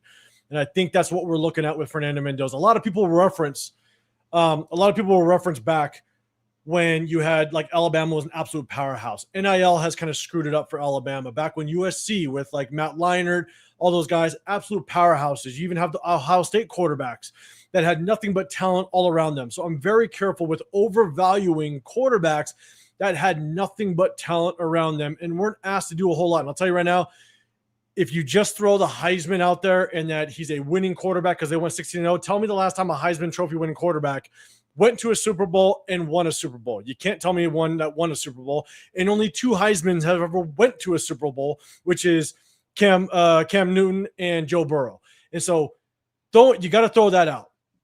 In addition to that, I'm very careful with overvaluing quarterbacks when they aren't the true reason why they found the success on the team. So, for example, Indiana had the 4th best run game in college football. They leaned on the run game. They ran the ball. They ran the ball 659 times, and they only threw the ball roughly around 350 plus times. Fernando Mendoza only threw the ball over 30 times, 3 times out of the 16 games that he played. So they never leaned on him. They had the second best defense in college football. They had the top 3 offensive line in college football, and they had the 6th best starting field position every time they took the field. And they had the 60th strength of schedule in college football. So to me, that just it makes me really take pause when Fernando Mendoza, and if you look at all the other schools, like when you go look at Matt Leinart, you go look at some of those Ohio State quarterbacks, those guys were throwing the ball. Those guys had 35 plus attempts damn near every single game. You go look at Joe Burrow. He had 35, 40 plus attempts every single game. They leaned on him to make the play. Whereas Fernando Mendoza knew, I'm going to go into every single game and hand off the ball 40 times. And there's a damn good chance we're going to win. And I'm going to be playing ahead every single time. It was rare that he had to be the guy and play in the moment. Now, he did have his moments. Don't get me wrong. But the body of work tells me that it was more of a team effort, not just the players on the field, but that coaching staff did a damn good job. So if you put all that into play, and Fernando Mendoza rarely had to be the guy. He had his moments, but rarely he had to be the guy. I don't know if I'm picking that number 1 overall, because when he comes here, he's going to have to be the guy. And when push comes to shove and that running game isn't working, he was not very good. Go look at the Iowa game.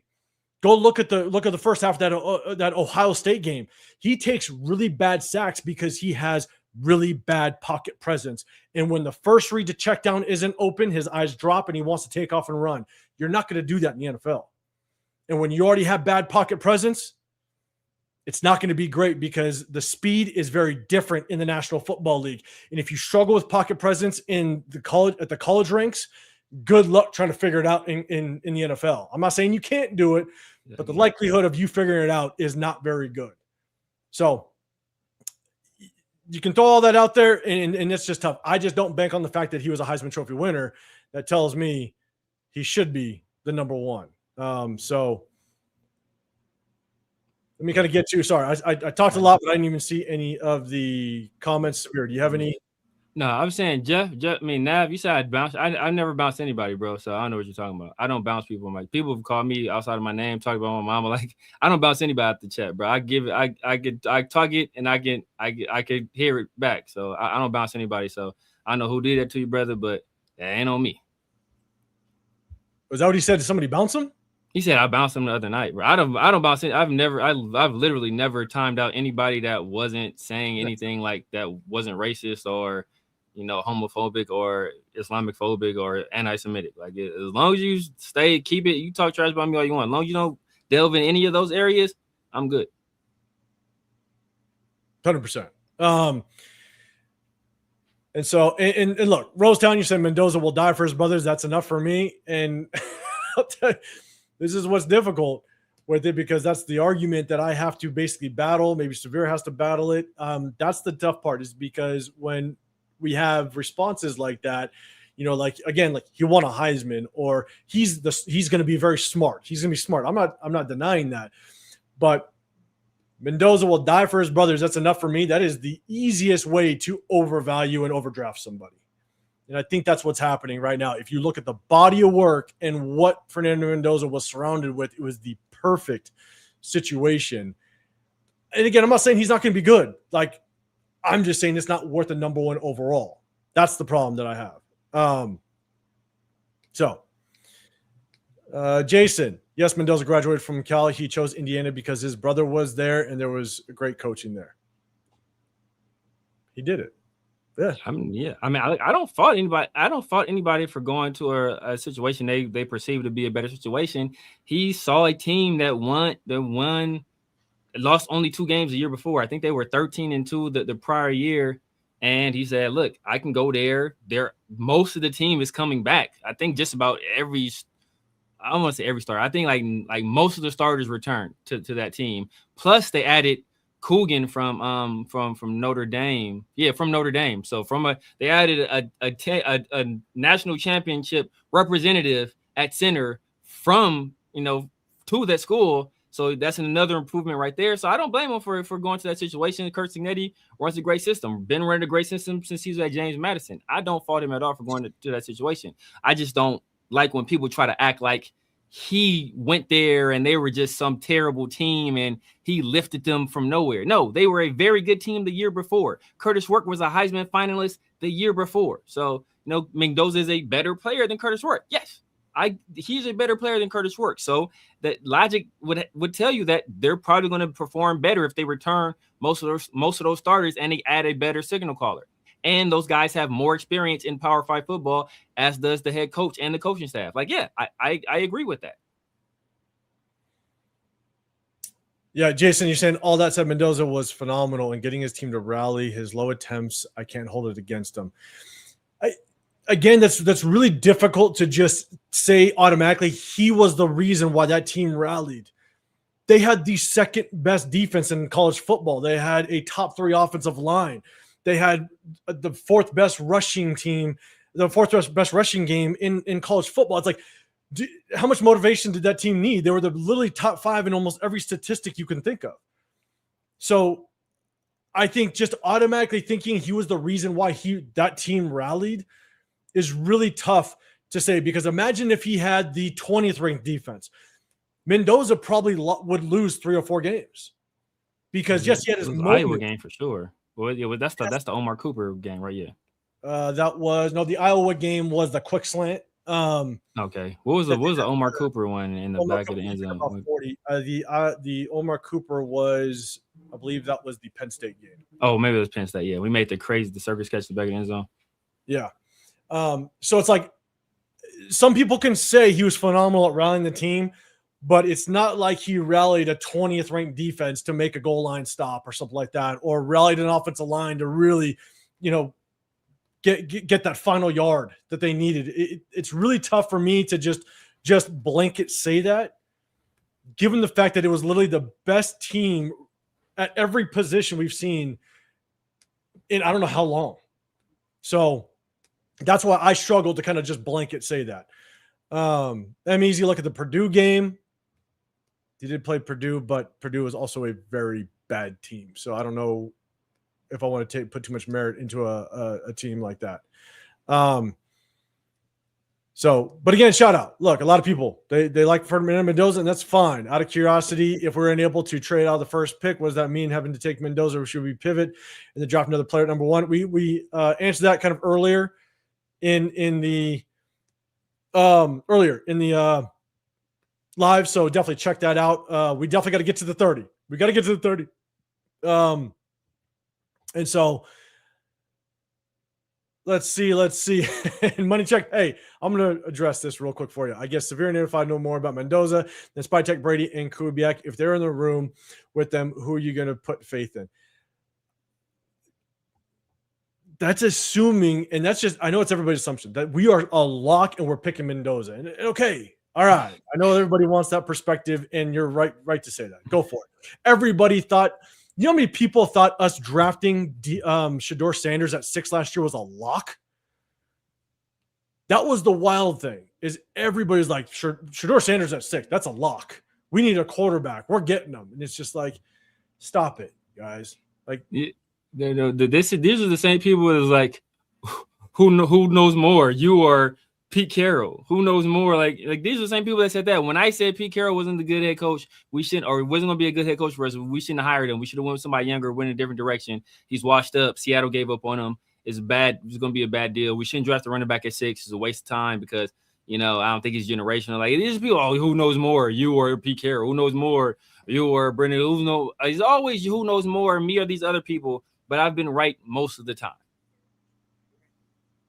Yeah.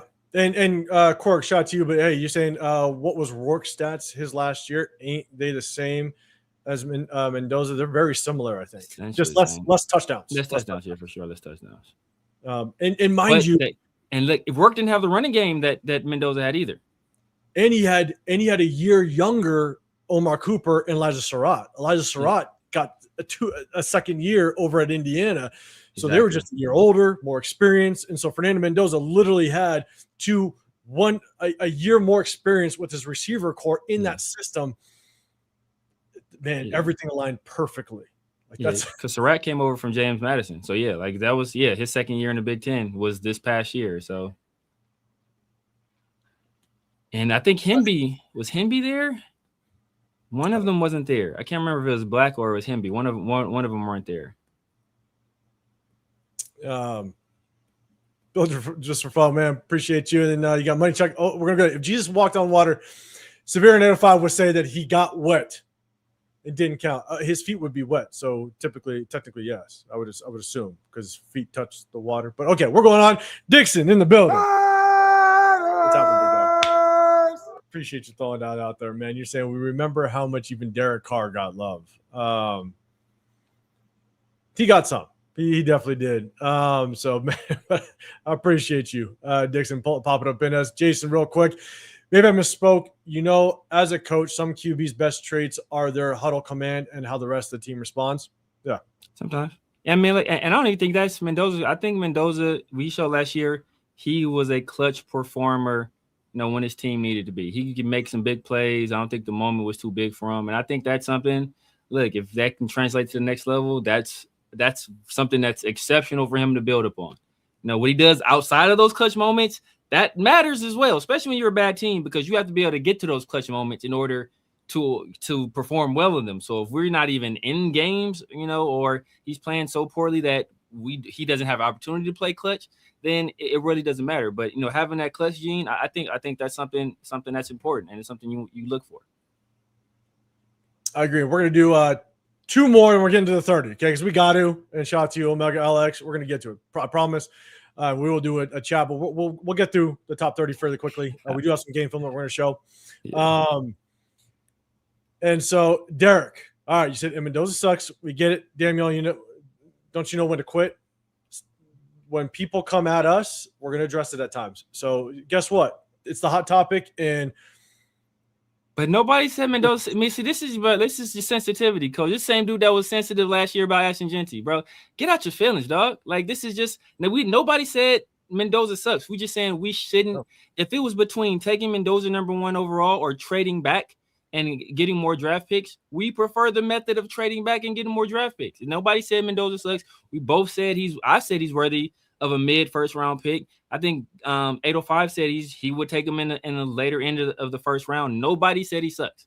We just said that he was in a very good situation, and that helped and assisted him from being an afterthought in college football when he was at Cal to being the #1 overall pick this year. Nobody said he's a bad player. He had to take advantage of the situation he was in. And there are some players that go to good situations or great situations and they can't take advantage of them. Mendoza wasn't one of those guys. He took advantage of the situation he was put in, or that he put himself in, and power to him. But that doesn't mean that he's what everybody is saying he is. He's a good player. I think he's a good prospect at quarterback. Like I said, I take him in the teens, but he's not a guy I would be willing to take #1 overall. Yeah, and Derek says, is there anybody else to talk about? Apparently not, because the chat loves to talk about them, and they bring it up before. I try to avoid it at times because we will talk plenty, but that's the hot topic. So, look, you're living underneath a rock if you think it's not going to be Mendoza talk day in and day out, and you're the typical fan. It's because we just don't like the Raiders. Of course, that must be that's what everybody kind of resorts to. So we'll see. So everybody said I hate the Raiders because I disagreed that Shedeur Sanders was going to be a first-round draft pick. And I said third. He ended up fifth. Who was right? Who was wrong? You can sit on that. Okay. All right. And with plenty more, but I digress. We're going to get off of that one. And chat, no more talk about Fernando. God damn it. You're pissing people off. Okay? No more Fernando talk. Jesus Christ. Let's get to the top 30. Then we're going to do a chat-only mock draft. Let's do this. We're going to show the screen. I got to bring it up on stage. Here we go. All right, I'll give you a little bit. So one of the top 30 prospects that we're bringing in is Georgia cornerback Dalen Everett. Guys, let me know if you guys know anything about Dalen Everett. We're going to kind of I'll give you just some, a brief kind of overview of the guy and let us know what you think. So Everett, 6'1", and was the second fastest cornerback at the combine with a 4.38 40. A long, aggressive corner who can jam receivers at the line of scrimmage. Everett uses his massive arm length and is a plus tackler when needed. Everett was a 3-year starter at the University of Georgia with over 40 career starts and 2 all-SEC selections under his belt. Everett is currently projected to go late day 2, early day 3. Another Georgia kid with a lot of experience. Chat, let me know what your thoughts are on this guy. Severe, what's your thoughts? I mean, honestly, another Georgia guy, great at the end of the day. You got great pedigree over there, but any thoughts on this guy? No, I don't know too much about him. I know a Georgia fan that speaks highly of him. They say he's not a guy that's going to get like a lot of ball production in terms of interceptions, but he's a guy that's basically always going to be in the right position. He's a pretty good athlete, and he gets a lot of PBU. So late day 2, it's a guy I'm willing to take a chance on. I mean, Georgia has produced some solid guys in the secondary as of late. We already know he's been going up against some of the top talent, some of the best athletes in the country coming from Georgia. So, I think that late day 2 is a good, solid place for him, especially if, we have our eyes on starting Darian Porter, who we invested, I think, was a 3rd-round pick last year. I'm going to say in Darian Porter. I always forget. A 3rd-round pick last year in Darian Porter. So, yes. I wouldn't mind taking a flyer on a guy like that comes from this type of school with that type of pedigree that's been a 3-year starter. Being a 3-year starter in the SEC, that says something about who you are as a player and as an athlete. And obviously, we got a lot of Georgia boys on our team right now with Kobe Dean and Quay Walker and Brock. So, I think he'd just be another fantastic addition. And Eric Stokes, another Georgia corner there to help mentor him. So I just think he'd be a solid a solid addition to the team. Yeah, I agree. And shout out to Jeff. Switch check on if Mendoza is worth the #1 pick or not in the draft this year. I'm really not sure. I want to hear your breakdown on him, please.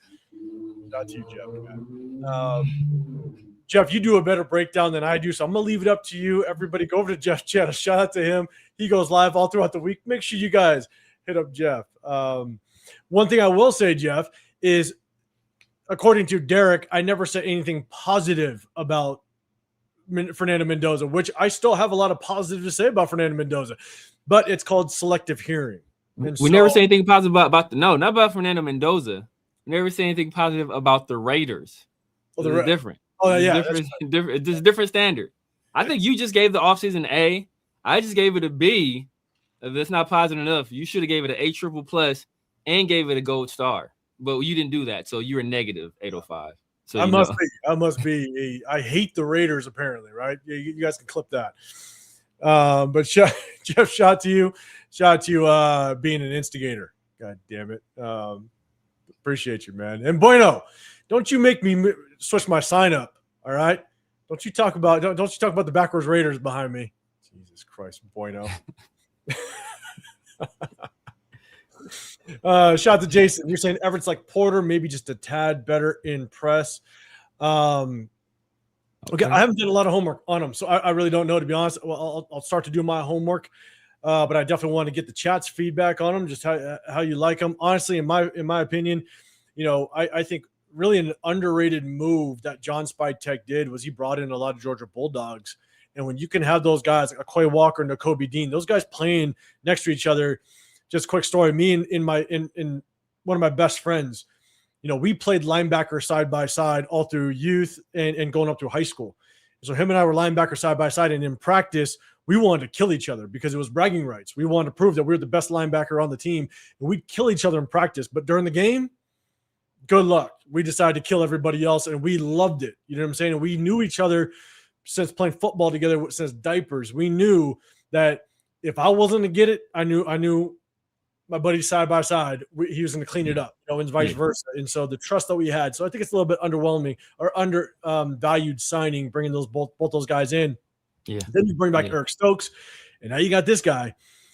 You almost have your own little fraternity, a little bit of Georgia players. And so I think it's a little underrated bringing those type of guys in. So I'm going to do more homework on it. Money Check saying, what's the faults on this guy? I don't know. Chat, let me know if you guys know him a little bit better. I'll tell you, I won't tell you if I don't know, if I see something, not going to lie to you. Like the guy I know who talked about him, he was just like, the main thing is he doesn't get a lot of ball production. He doesn't get a lot of ball production. He'll get PBUs, but he's not going to take the ball away. So, I mean, hey, if he's good in coverage, he's sticking in coverage, I'm good with that. Yes, Jeff. Yeah, Jeff. Yeah, thank you, Jeff, for giving Jeff the recognition he deserves. Rick, y'all, this is actually a pretty good one. All right. 508 beer.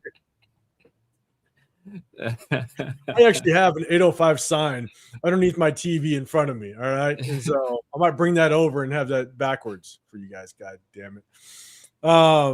So, okay.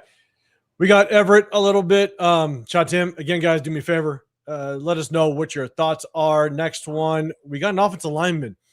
All right, so the Raiders conducted a virtual meeting with Washington offensive lineman Carver Willis. Willis started 10 games for Washington in 2025 at left tackle after transferring from Kansas State. NFL teams view him more as a guard, but has shown versatility and is currently viewed as a day 3 prospect. So, again, maybe a little bit of depth, competition. Chat, let me know if you have anything on this guy. Hit that hashtag Raiders if you do. But I got a little bit of a clip.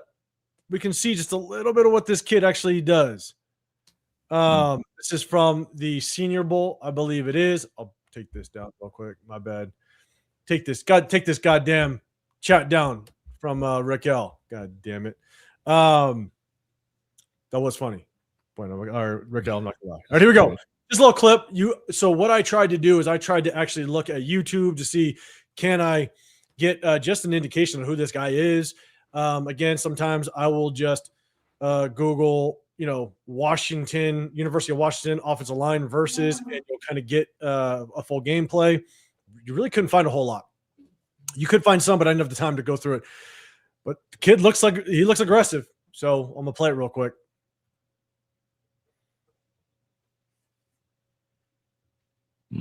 He's gonna get after it a little bit. I know it's just a clip. You know what I'm saying? So looks like he's got a little nastiness to him. So it'll be interesting just to kind of see what he can bring. I think there might have been another one. Let me scroll down. Yeah, here we go. There's a couple others, a little pass set. I like his feet right there. Keeps a good base, a little upright in my opinion, a little Yeah. upright. But great job being able to step back down when he tries to spin back inside. Yeah, exactly. Watch the reset of his hands. Right when this spin happens, he's now a little off balance. His inside hand is a little off. Watch him reset these hands. Bang. Yeah. Really good job. And that's what we talk about all the time with that when you do that spin move, how it's important to kind of, use your off arm. And that guy, he didn't really have a lot of power on it when he did it. So that's what he's able to reset. Step down and reset. So good job. We got one more just to kind of show. Let me go rewind it. Again, this is all Senior Bowl stuff. Again, it's highlights, so take it for what it's worth. When we do stuff like this, without question, go do your own research, get your own feel for what the type of player he is. But now it's just a straight bull rush, and does a good job. Sink his shoulders. Mm-hmm. Yeah.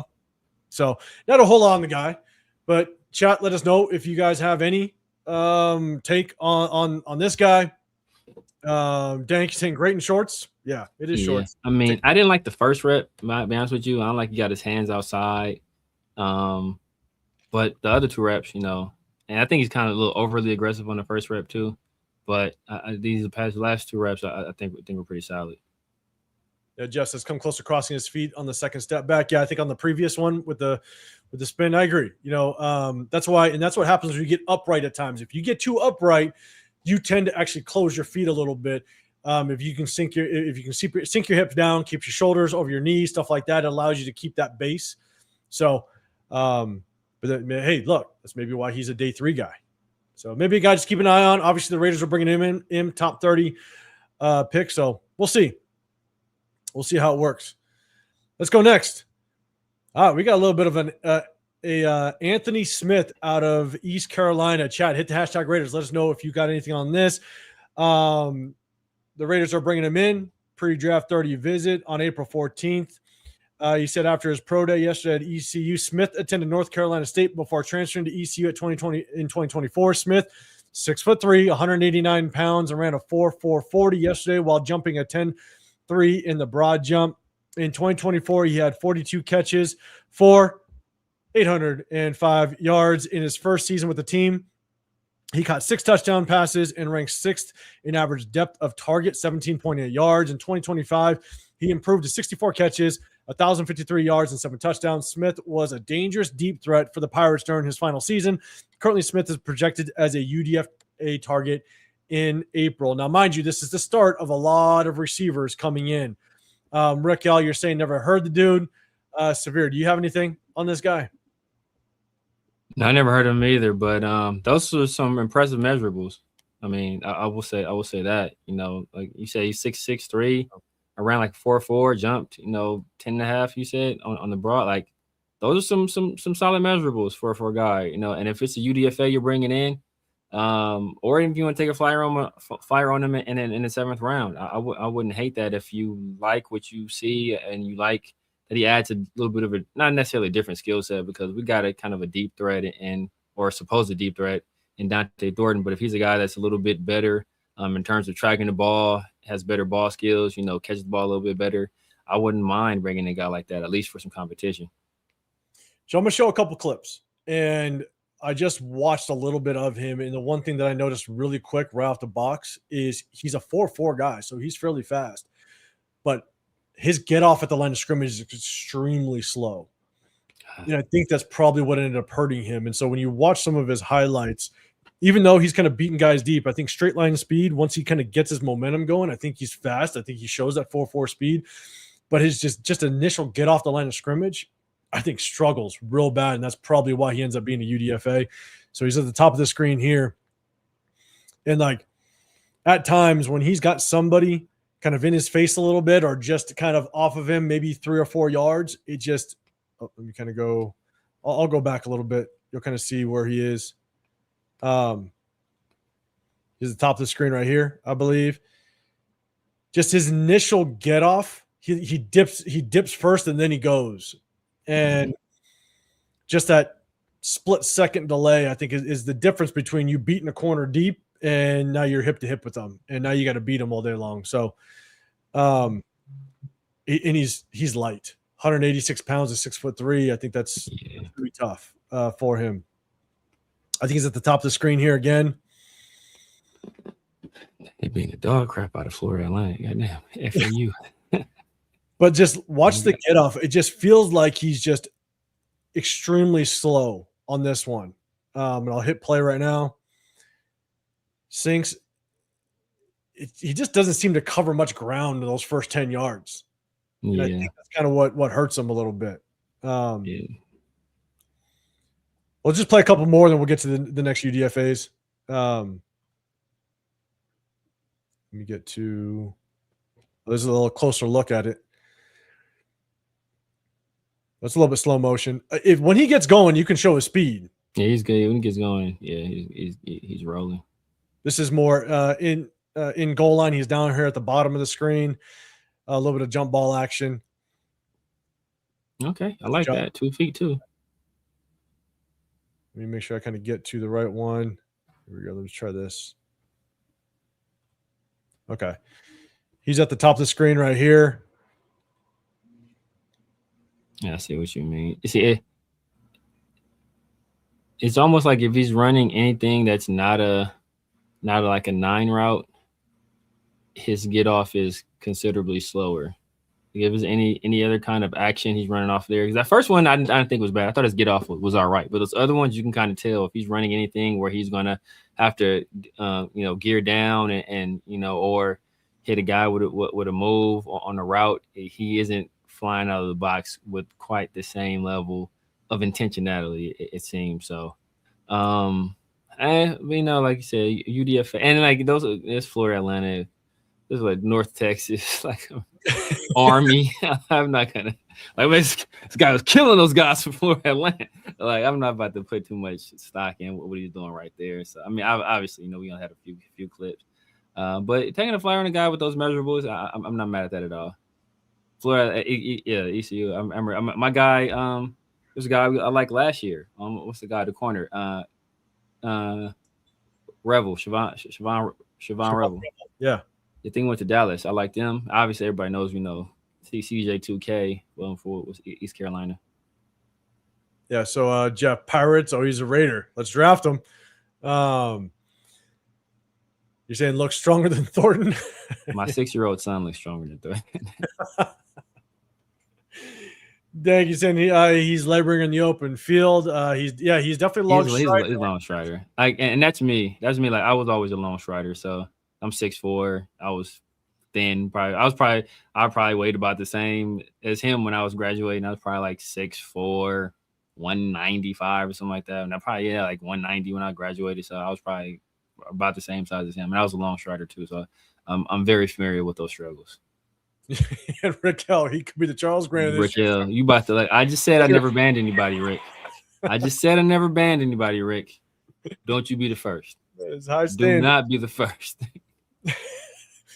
All right, so real quick, a couple more. And the very last receiver we're definitely going to take a look at. But you got a next top 30 visit. You got Jermaine Bernard from Alabama. Obviously, you guys know I do like if we go quarterback early. I am more of a Ty Simpson guy, but Bernard attended Liberty High School in Henderson, right around the Henderson Raiders practice facility, and would love to return to Vegas.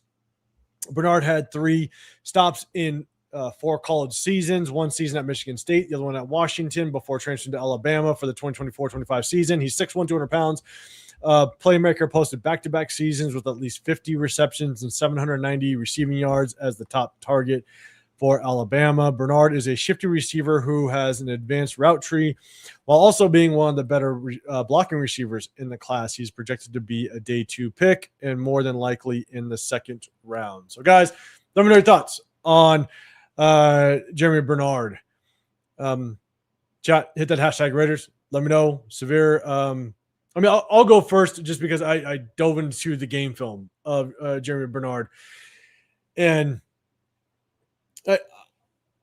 it's really interesting that we're bringing him in because I think he's very typical to like Jalen Naylor. I think he's a similar type receiver. And so I'm not sure if they're just trying to do some due diligence, or I could be like 98% of the fan base and go, we just brought in Ty Simpson's top receiver from last year. That must mean that we like Ty Simpson. That's what that means, Severe. It's a lock. It's a lock. That's what they're telling me. Looking at look. Makes sense. Want the connection. That's the only reason why. That's the only reason why you bring him in. And so, but either way, I think he's too much of a Jalen Naylor. So I'm really curious as to why they brought him in, unless they see something that really just popped on film. Yeah, it'd be very interesting if we got him. So what's your thoughts? I'll bring up some of the chat as well. I like Bernard. I think he's a solid receiver. He's polished. I think he's a good route runner. I think he catches the ball well. I think he does like the receiver stuff that you want a guy to do. I think he's pretty good at that, but I don't think he's not overly athletic. He's not really great in jump ball situations. He doesn't have any, like, he's not going to like threaten you with his athleticism or with his speed. I think, like I said, he's like a jack of all trades, master of none. I think he's pretty good at everything. I think the polish like side of the receiver stuff, the route running is really good. As I said, like the technical aspects of the receiver position, I think he's really solid at, but he lacks the dynamic athleticism that I would want, especially out of a number one guy. But hey, if we do draft a guy like Ty Simpson and they have some familiarity with Bernard, who's been productive over 2 years in the SEC, I'm not mad at that at all. But I'm not drafting him in round 2. That's what I'm not doing. If it's a third round guy, I'm good with third round for Bernard. I'm not under any circumstances drafting him in the second round. I'm right there with you. Me watching as much as I have of Ty Simpson, I don't see Jermaine Bernard being a second round draft pick. He's good. I think he has talent, but this receiver draft class is actually fairly deep. And shout out to DK. We're about to talk about we're talking about Ted Hurst in just a second, so stick around for that. I definitely got some game film as well. But yeah, Jermaine Bernard, if he goes in the second, another team can have him. To be honest with you. I think Craig is a Bama fan. Craig, in the chat, let us know a little bit more. Like I've only watched him a little bit, so I haven't watched him. And really, I started watching Alabama because I was trying to see what Ryan Williams was going to do, and I was highly disappointed in him. But I saw a little bit of Bernard, and I liked a little bit what I saw. But you can let us know a little bit more. So I think you're a Bama fan. Let us know how good he is. He is. I think he's out of the Bama receivers. I think he's without question the most complete receiver. Yeah, he can run every route, but he doesn't just wow you on the tape at all. Yeah, so then that's what makes it difficult. So but DK, stick around. We're about to tap into that. Destroying the weights. I really like when Spytek said he's going to try and get more picks with JT the Brick, stack them up. Hey, let's see if he does stack them. There's one surefire way to do that. Destroy the weights. There's one surefire way to do it, baby. Let's make it. Hey, look, hey, Money Chuck. Maybe Brady and Spytek do know more than us. Maybe they do know a little something. Jeff, yes, I am stirring the pot. I am stirring it. Manuel, what's going on, man? Hey, we're talking about some of the top 30 visits, man. We're going to break down some game film. We're not breaking down. Sorry, just show some game film. This is definitely not film breakdown when we just show highlights. But Lamar, we all want Severe just to be happy for once. We do. Yes. For once. When we have a winning season, Lamar, I will smile all year long. All off season, all off season after that season, I will smile. Nothing but smiles all the time. That may never happen in my life. The Raiders having a winning season, it may never happen. But once it happens, all smiles. Gonna stay top 5 in uncatchable targets. Destroying weights, he's a third rounder. Okay, Isaiah, Rick, how you like Jacoby Lane more? Fair enough. I do too. I really like Jacoby Lane. Isaiah, third round. Okay. All right, let's see. Let me spin something up real quick. I'm sure you will. Denzel Boston. Denzel Boston does look good. I like Boston too. Okay. All right, next one. All right, Casey Concepcion, man, this is a guy that I have to do a lot more research on, but we're bringing him in for a top 30 visit. Chad, let me know. Hit that hashtag Raiders. Your thoughts on Casey Concepcion. He's going to be the 4th receiver scheduled to visit Las Vegas. 6 foot, 196 pounds. He wins with the quickness. Is a twitching, explosive athlete. In 2025, he had 61 catches, 919 yards and 9 touchdowns, with another one on the ground and 2 punt returns for touchdowns. Currently, Concepcion is looked at as a late first and early second round pick. Now, didn't Concepcion have some injury history? I think he did have some injury history. I want to say, I think so. I want to say he did. I don't remember if it's him or somebody else I'm thinking about. So Corey saying Bernard catches everything. He wins a lot, and he's noticeably a yak monster. Okay, nice. He definitely, but he's more yak, but it's not really elusiveness though. I want to say it's a more physicality, right? He's not really like a guy that's going to shake you. I think he's a guy that's going to like break arm tackles, and I think he's that kind of guy. Yeah, shout out to Rick L and Omega. I think I did get switched up. Rick L, I think you're right. Concepcion had the drop issues, and Omega he did have drop issues. L is the injury issue one. I had it flopped. You guys are right. I appreciate you. So chat, yeah, let us know what your thoughts are on Concepcion. I got to do more research on this kid. I think the reason why I'm not leaning too much on the research is because I don't want a receiver in the first, and I don't know if I want a receiver in the second, to be honest, unless we trade back and get somebody else that we might talk about here very shortly. But Severe, what's your thoughts on Concepcion? This guy, I don't want to say he's the opposite of Bernard, but this guy, you're talking about like explosiveness, elite athleticism, like twitchiness, all of that stuff. That's what this guy is. He is just a big play waiting to happen. He did have a drops problem. Ironically, it was a guy, we just talked about somebody else being at NC State, right? I want to say Concepcion transferred from NC State as well. And I think he played the last 2 years at A&M. Last 2 years, I want to say, but he started off at NC State also. As you know, as did our best receiver last season. You know, was an NC State guy too until we traded him. But that's neither here nor there. But if you're looking for a guy that's dynamic and you think that has potential to develop and be like just a number one guy, Casey Concepcion is a guy. He's just a big play waiting to happen. But he needs refinement. And as was already stated, he does have drop issues. But I mean, he's a guy that can change the dynamic of a game with one play, whether it's a deep pass or it's just putting the ball in his hands and letting him work. All right. Okay, nice. And so, Rick, you're saying, yeah, Concepcion is a talent that can help us on special teams. Manuel, man, you're saying he's got problems catching the ball. I believe he had a 10% drop rate, that's not good at all. Yeah, that's higher than Ryan Williams, I want to say. Yeah, I think it is. I think Ryan Williams was around like 7%, something like that. So, yeah, that's tough. Dank, receivers are always attainable.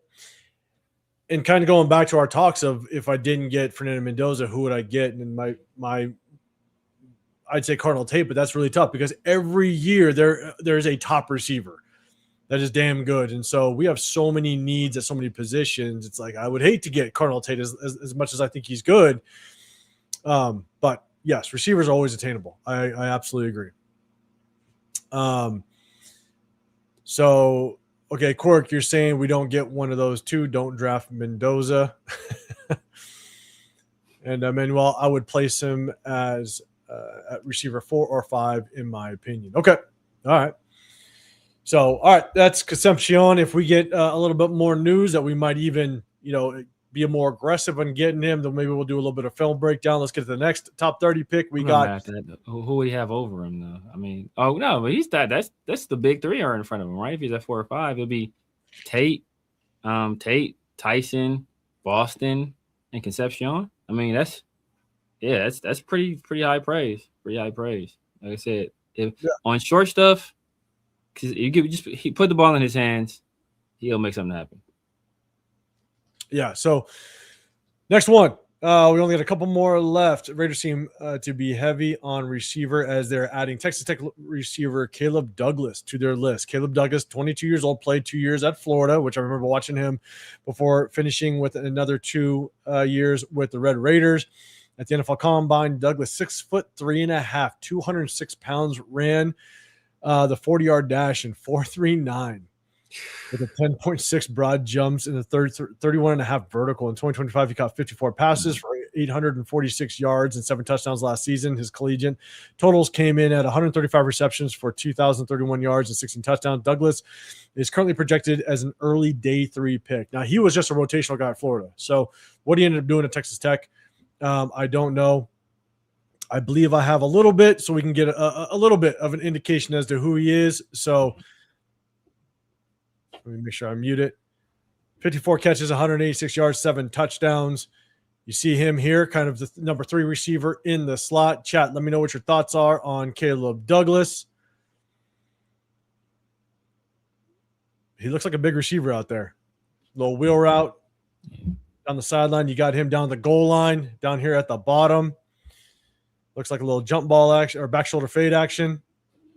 Win the 50-50. Okay, we're just going to show just a couple clips. Oh, my bad. Let me go back. All right, it starts about right here. So it looks like a little goal ball action. Okay.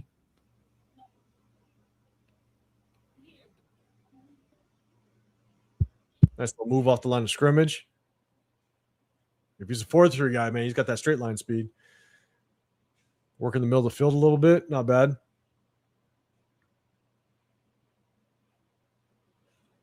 Down here at the bottom.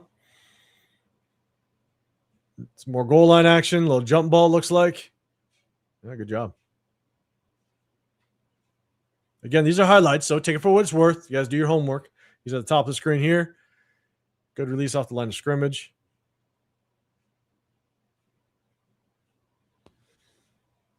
Looks like he's top of the screen. Little comeback route.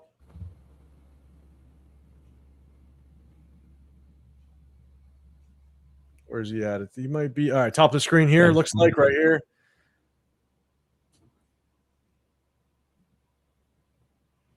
All right. So just want to show just a little bit. He looks big on the field. 6'3", over 2 pounds. That's good size. Yeah, I would say he looks almost not quite as big as him, but almost like Mac Hollins. When I see Mac Hollins, Mac Hollins always looks like, man, Mac Hollins is a big dude. All right, Court. Mac Hollins is a big dude, so kind of reminds me of that when I look at him play. I wouldn't mind taking see day 3 though. I think that's kind of high for a guy like that. I mean, you see some of the athletic traits there. Solid production, especially this past year. 6'3", running like that. You know, you want a little bit more out of the vert, so maybe that'll limit him a little bit in terms of jump balls. But I mean, I think you look at what the Raiders are doing. They're looking at guys with some athleticism.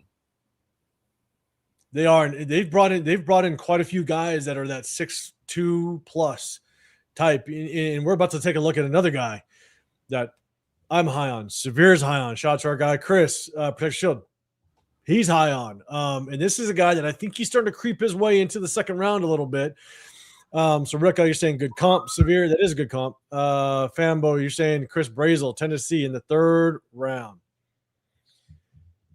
Got to get over that Tennessee PTSD. Yeah, you do, man. You can't hold that against the kid, but it's hard. It's difficult not to. But he's such a more complete receiver than we've seen all the other Tennessee receivers. So it's like, it's there. The traits are there. Yeah. Yes. Looks good on film, but I'm like, damn it. It's a trick. It's a trick. So, Fanbo, like, we're both with you, man. Chris Brazel, I think it could be a good receiver, but it's like maybe in the 3rd, I think the value's there. I think in the 3rd, I think the value would be there. But man, yeah, I got to get over that that Tennessee PTSD. So, next up, Ted Hurst. Yes. Talk about this guy. Chat, let us know what your thoughts are on Ted Hurst. So the Raiders are bringing in Georgia State receiver Ted Hurst for a 30 visit to Henderson. Hurst now makes a sixth receiver so far on their visit list. Hurst, a 21-year-old receiver who caught 94 passes for 1,500 yards and 14 touchdowns over the last 2 seasons at Georgia. Hurst impressed at the NFL Combine in March, 6'4", 206 pounds, ran the 40-yard dash in 4.42 seconds, hit the 36.5-inch vert leap, and covered 11.3 in the broad jump. Hurst currently is slotted to be taken late second round to early third round. I think there's a chance he might find his way into the late second, to be honest. And so, I got a little bit. Let's take a look at who Ted Hurst is. Chat, let us know what your thoughts are on Ted Hurst. We're going to play just a little bit. Let's get an idea of who he is. I apologize if an ad plays, but so he's there at the top of the screen. This is a little fade route to the back of the end zone. Very nice snag. Top of the screen again.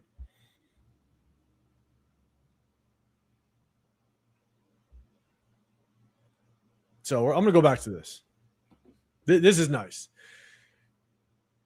One of the knocks that I've heard on him is that because he is a little undersized, right? I think he's barely 190 pounds, but at 6'3", they're saying that he's going to have some trouble getting off the line of scrimmage when he's jammed up with some of the best corners in the league, which I could see that. 100, just shy of 190 pounds, that's going to be tough. But this work off the line of scrimmage, I really like. I think him being able to kind of get these double moves, shake that corner a little bit when he's trying to play press man could help him. Get him in the weight room with our guy Deuce Gruden and put about 10 pounds on him. Maybe it'll help. But I like these moves at the top of the screen. Basically allows him to kind of get to that sideline. I like it. I like the little shake he's got on this route right here. And to snag it. Yeah. I'm going to add one little more wrinkle into it. I love the fact that he catches it and brings it back. A lot of receivers will catch it and hold it there, which allows the corner to get the hands in between your hands and rip that ball out. But what does he do? He catches it and brings it back to him where the corner can't get his hands onto the ball. That tells me that you're a natural catcher of the football. You understand how to catch and then position yourself to make sure you get it away from that corner. I'll show it again. Snags it. And he rips it away. Right here, bunch, a 3x1, bunch trips. He's on the inside here. Little delayed release. You just wrap your way around. That's not bad. And he's got that speed. No, just rolling. Yeah, man. Look like Usain Bolt out there. Dan Pillinger Fun, you said, I think he's up to 207 at his pro day. If that's I thought it was like 206 or something like that at his pro day. And if he still ran a 4.42, did he run a 4.42 at his pro day? If he ran a 4.42, because a lot of times the guys that gain weight, like not to bring it back to a guy we talked about before, but like Mendoza, Mendoza's a true 236 or something, whatever he is. Mendoza's not true 236. A lot of if you know you're not going to work out at the combine, you'll put on a whole bunch of weight, or not going to run or do athletic testing. You put on a whole bunch of weight to make it look like you're bigger than what you are. We've seen guys do it in the past, and then they don't work out to their pro day, and they don't get measured again. They work out their pro day, and they run faster than they've ever run before and jump higher than they've ever jumped because they're about 10 pounds lower than their playing weight. And, which will likely be 20 pounds lighter than what they were at the combine. So usually guys will play funny games like that with their weight. So if he was like that much at his pro day and he ran at his pro day, then that's impressive. Yeah, and shout out to Manuel. You're saying downside, he has a lot of drops as well. I knew that there was issues with drops. I just don't know what the percentage is, so I'll definitely look into that. When I was first looking at the draft, first thing I usually do is I'll start looking at late rounds, or the guys that were supposed to be later round guys. Now, two of the guys that I like that were supposed to be later round guys, or guys that are going to be probably going in the second round now, in Max, not sure, and Ted Hurst. One of the things they said about Ted Hurst is that he did have a drop issue, but the volume of targets he got was so incredible that like his drop rate wasn't bad, just because he just got so many targets. Like when you get as many targets as he got, you're going to have some drops. So that was one of the things they said, it's kind of deceiving if you look at only at the number of drops he had, because he just got so much work in that offense that it's the drops were kind of negligible. Yeah, that's good. That's definitely a good way to look at it. I didn't look at it that way. And so, Dank, I just don't even know what we have at receiver. Yeah, we're still trying to figure that out. But that's why maybe they're bringing 6 receivers in for top 30 visits. So we'll see. Rick L, how does he compare to Bryce Lance? I think Bryce Lance, that's Trey Lance's brothers at North Dakota State. They're both the lower round guys. Bryce Lance is probably just pure athlete. Bryce Lance is a freak athlete. Bryce Lance is a good athlete. Tate Hurst is a really good athlete too. I think Tate Hurst is more polished as a wide receiver. You look at the way he catches the ball. His footwork on the line of scrimmage is excellent. He can, be a little bit too predictable at times at the line of scrimmage. You want to see him be a little bit more physical at the line of scrimmage too. Some of that has to do with his frame. But I just think just as a guy that just is incredible at tracking the ball and knows how to make plays with the ball in his hands, is used to getting a heavy workload in his offense. And this little bit of insider information. We all know our brother Chris from Protect the Shield. He has previously done interviews with Hugh Jackson. So he has a little bit of a relationship with Hugh. So when me and him and 805 got to talking about Tate Hurst, Chris reached out to Hugh and asked him, what does he think? Because Hugh Jackson is the offensive coordinator at Georgia State. And Hugh said he's a dog. Hugh said he should be a second-round pick and that he's going to be a really good player. So you said DK, legit possibility. When do we pick in the third again? We got the 67th pick, I believe it is, in the third. And so I just don't know if he gets to the third, to be honest with you. We'll see, though. Delafonte reminds me of AJ Green. Tony, we're going to do a quick mock draft right after this for the chat only, so stay tuned, and we'll talk about late-round running backs for sure. Omega Alex Kubiak clearly said this room ain't it regardless, so we're still trying to figure it out. Let's see, DK, Bell or Hurst? That's tough because Bell didn't get hurt. A lot of people would have had Bell in the first round. Yeah. I really like Hurst. I really like Hurst, and I think you get a little bit more. But there's injury concerns with Bell. I think he's starting to work out again. That's a tough one. That's a tough one. That is a tough one. It is. That's a tough one. But I do like. I mean, but man, I like Ted Hurst though. What he brings to the table, and even though he played at a small school, receivers do translate well to the National Football League, even from small schools at times. And so it's a concern, but it's not. I don't think it moves you off of him if the tape says that he can be very explosive. So down at the bottom of the screen, he's just gone. Yeah. Good adjustment to the football. Down at the bottom of the screen here. Nice little 50-50 ball. Was able to pull that one at the top of the screen. Again, we're just showing some highlights. So, guys, great job. That's smooth. And he's running. One of the things that I will say, and you're going to see this here. This is one of the things that, what made Davante Adams so great was that he was able to predetermine his move before the ball was even in his hands. He understood where the defense was positioned, where the defense is going to approach him at what angle. And Davante Adams was able to literally know predetermined where I'm going to move and what my move is after I catch the football, before the ball's even in his hands. And this is it right here. Adams called it putting on his Terminator mask. Yeah. Yeah. So that's a damn good job. I think that guy broke his arm. I think I was watching that game. The guy broke his arm in that play. Oh, really? Yeah. Another work again. Nice. Physical too at the catch point. Coming out of the slot right here, breaking to the out. That's nice too, right there. And toughness. Look at that. He's probably playing at 190 something right there too, to have that physicality and toughness. Obviously, it's lower level football, but just to have that mentality. Yeah, he's at the top, I believe. Another little go ball action, just take it from him. He's at the top of the screen here. With a good little move and just back of the front pylon. Wins the 50-50 with the flag down at the bottom of the screen now. Good adjustment to the ball. Yeah. Top of the screen.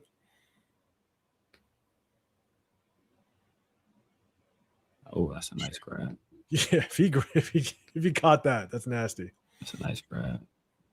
Drag across, breaking some tackles at 185 pounds. It's pretty good.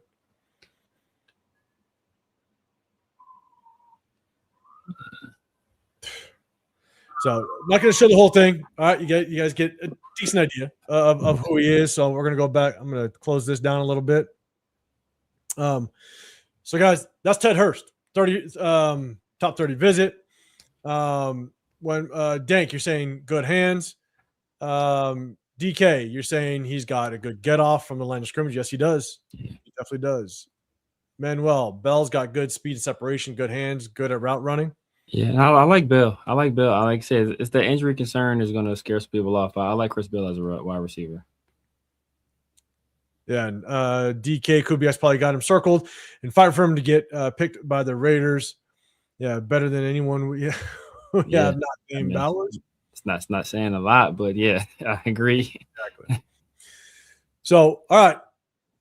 We'll go with the big screen. I'm going to set it up. All right, guys. That was kind of the updates of the top 30 visits. So, look, again, I just showed highlights. So, whenever you show highlights, if you like the highlights, then go back and do your homework. Go look at all the plays. Look at some of the drops. Shout out to Manuel just saying there are some drop concerns. So, go check out the game film. Don't just look at highlights. Definitely do a little bit more homework. So, let's jump into it. Chat only. Mock draft. We're going to get this thing in. Chat. The way this is going to work is you guys just got to let us know. What do you guys want?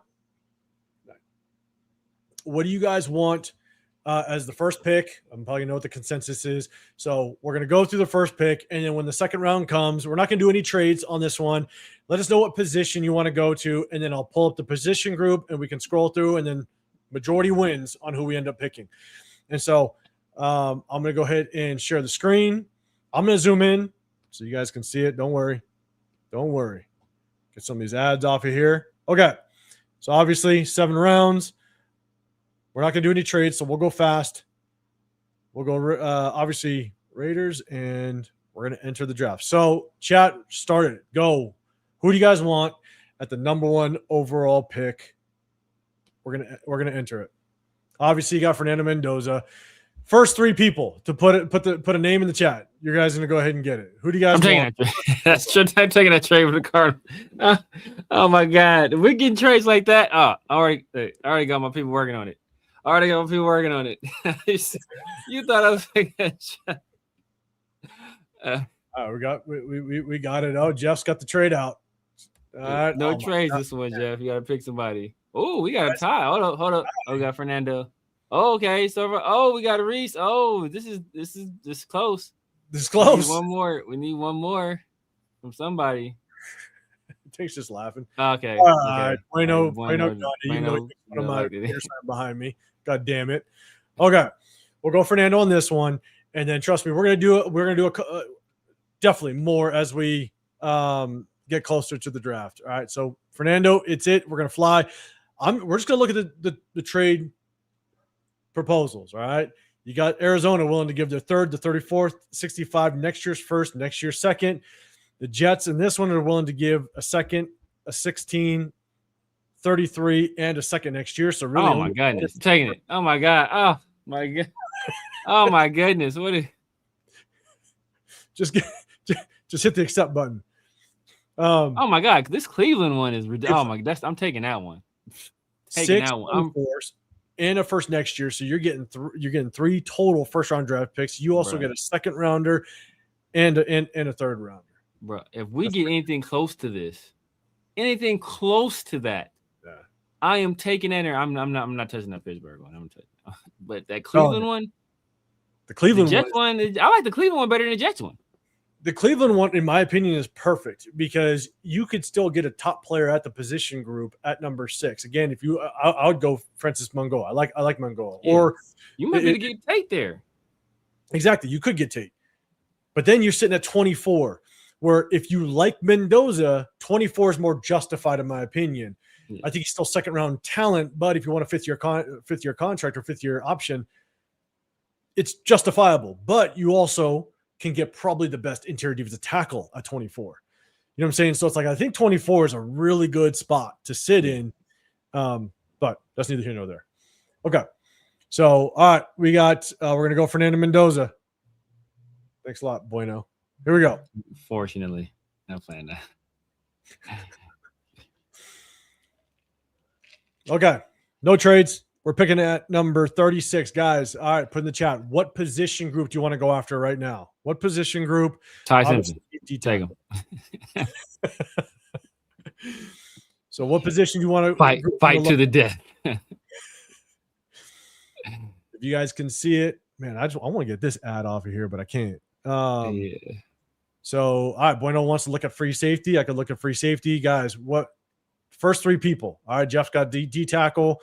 JD's you got D tackles. Has 2 D tackles. The first one to get 3 position groups in. We're gonna look at it. TN, you're just you want every position at this point. Offensive tackle, guard, free safety, D tackle. Can we look? Can we see the board? I'm trying to show it as much as I can. I'm trying to zoom in at the same time. I think we're ready to go. All right, DJ's got another D tackle. We got TN with the D tackle, receiver. Okay, let's go D tackle. We at least got 3 out of the first comments. So D tackles left: Christian Miller, Lee Hunter, Caleb Banks, still on the board. Grayson Holton, Daryl Jackson Jr., Dominique Orange. First 3. Who do you guys want? Lee Hunter, you got Caleb Banks, Christian Miller. First 3, put that name in. We're taking it. We got 1 Miller by DK. I think Lee Hunter is probably going to win out. Those guys, I mean, really, honestly, I'm probably if those names, because I like my guy Dominic Orange and as value in the 3rd if we can get a guy like that. We got Lee Hunter in here. I think Lee Hunter is going to probably win. Yeah, we got 2 Lee Hunters, and we got 3 Omega LX. You make it that 3. Okay, we're going Lee Hunter. Okay. Let's pick number 34 or 36, round 2 off the board. He's been a popular pick among Raider Nation in the 2nd round, rather. All right, now we got pick number 67. Right now we got Fernando Mendoza. We got Lee Hunter. So, guys, first, what position group now? First 3 people to throw out the position. Look, man, Dominic Orange still there. God damn. Go to R real quick. Dominic Orange. Yeah. So I like Dominic Orange's value. Caleb Banks is still there too. Yeah. All right. So JD's, you want free safety. We got all right, Pillagin. You want a receiver, Omega receiver, Jason receiver. Okay. Jeff, receiver. We're gonna go to receiver. Our guys there. We got Jacoby Lane, Bryce Lane, Zachariah Branch, Elijah Surratt, Brendan Thompson. The more and more I watch Brendan Thompson, actually, I like the kid. Kendrick Law, Malik Benson. Okay, so again, Jacoby Lane, Bryce Lane, Zachariah Branch, Elijah Surratt, Brendan Thomas are the receivers on the board. If you guys like one, or if you want to switch, we can switch to free safety. I'm seeing a lot of people saying safety, so if you don't like the receivers right now, I like Lance there. I like Lance at that spot. The top 3 safeties on the board: Luis Moore out of Indiana, Jalen Kilgore at South Carolina, and Bud Clark. I like Kilgore. I like Kilgore. So let me see. All right, we got Pillagin. You got Jacoby. If I get the name 3 times, we're going for it. All right, Pillagin, you got Jacoby. Jeff, you got Jacoby. If I get another Jacoby, hold up. Now we got three Kilgores. I know. Do I got? We got 3 Kilgores. I see it. 1, 2. I got 3 Kilgores. Kilgore. Because I didn't get. I do like Kilgore though. Jacoby Lanes. I think we got 3 Kilgores already. Yeah, we already got 3 Kilgores. All right, we're going Kilgore. Safety. Pick number 67, we're going Kilgore. Because I didn't get 3 Jacoby Lanes. Here we go. Kilgore is the pick. South Carolina. I think we're bringing him in too. I want to say. I thought was he on the list? I don't remember. I don't know if he was on the list or not. I know they talked about. I I saw an interview with him. I watched the interview with him. He was just talking about, Nick and Memori.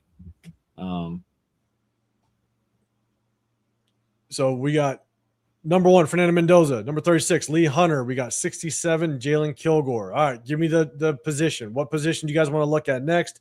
Yeah, I'll go real quick through. I just want to say you guys are really setting Fernando Mendoza up for some great success. I just want to say that you really said he's really. Here are the running backs: Katron Allen, Damon Claiborne, Kalon Black. You still got receivers: Brandon Thompson, Kedrick Law, Malik Benson, Malachi Fields. Who's that receiver? Who's the top guy there? The top receiver is Brendan Thompson at a Mississippi. I know you say you like Brandon Thompson, right? DK, it looks like Jacoby Lane was gone. So destroying weight. You want receiver, Tien, best player available. I'm not a Bueno receiver. Might check BPA. All right, so it looks like we're going receiver. I got to go receiver or tackle guard. Might check once off tackle. I think we got 3 receivers. We got more receivers. Yeah, okay.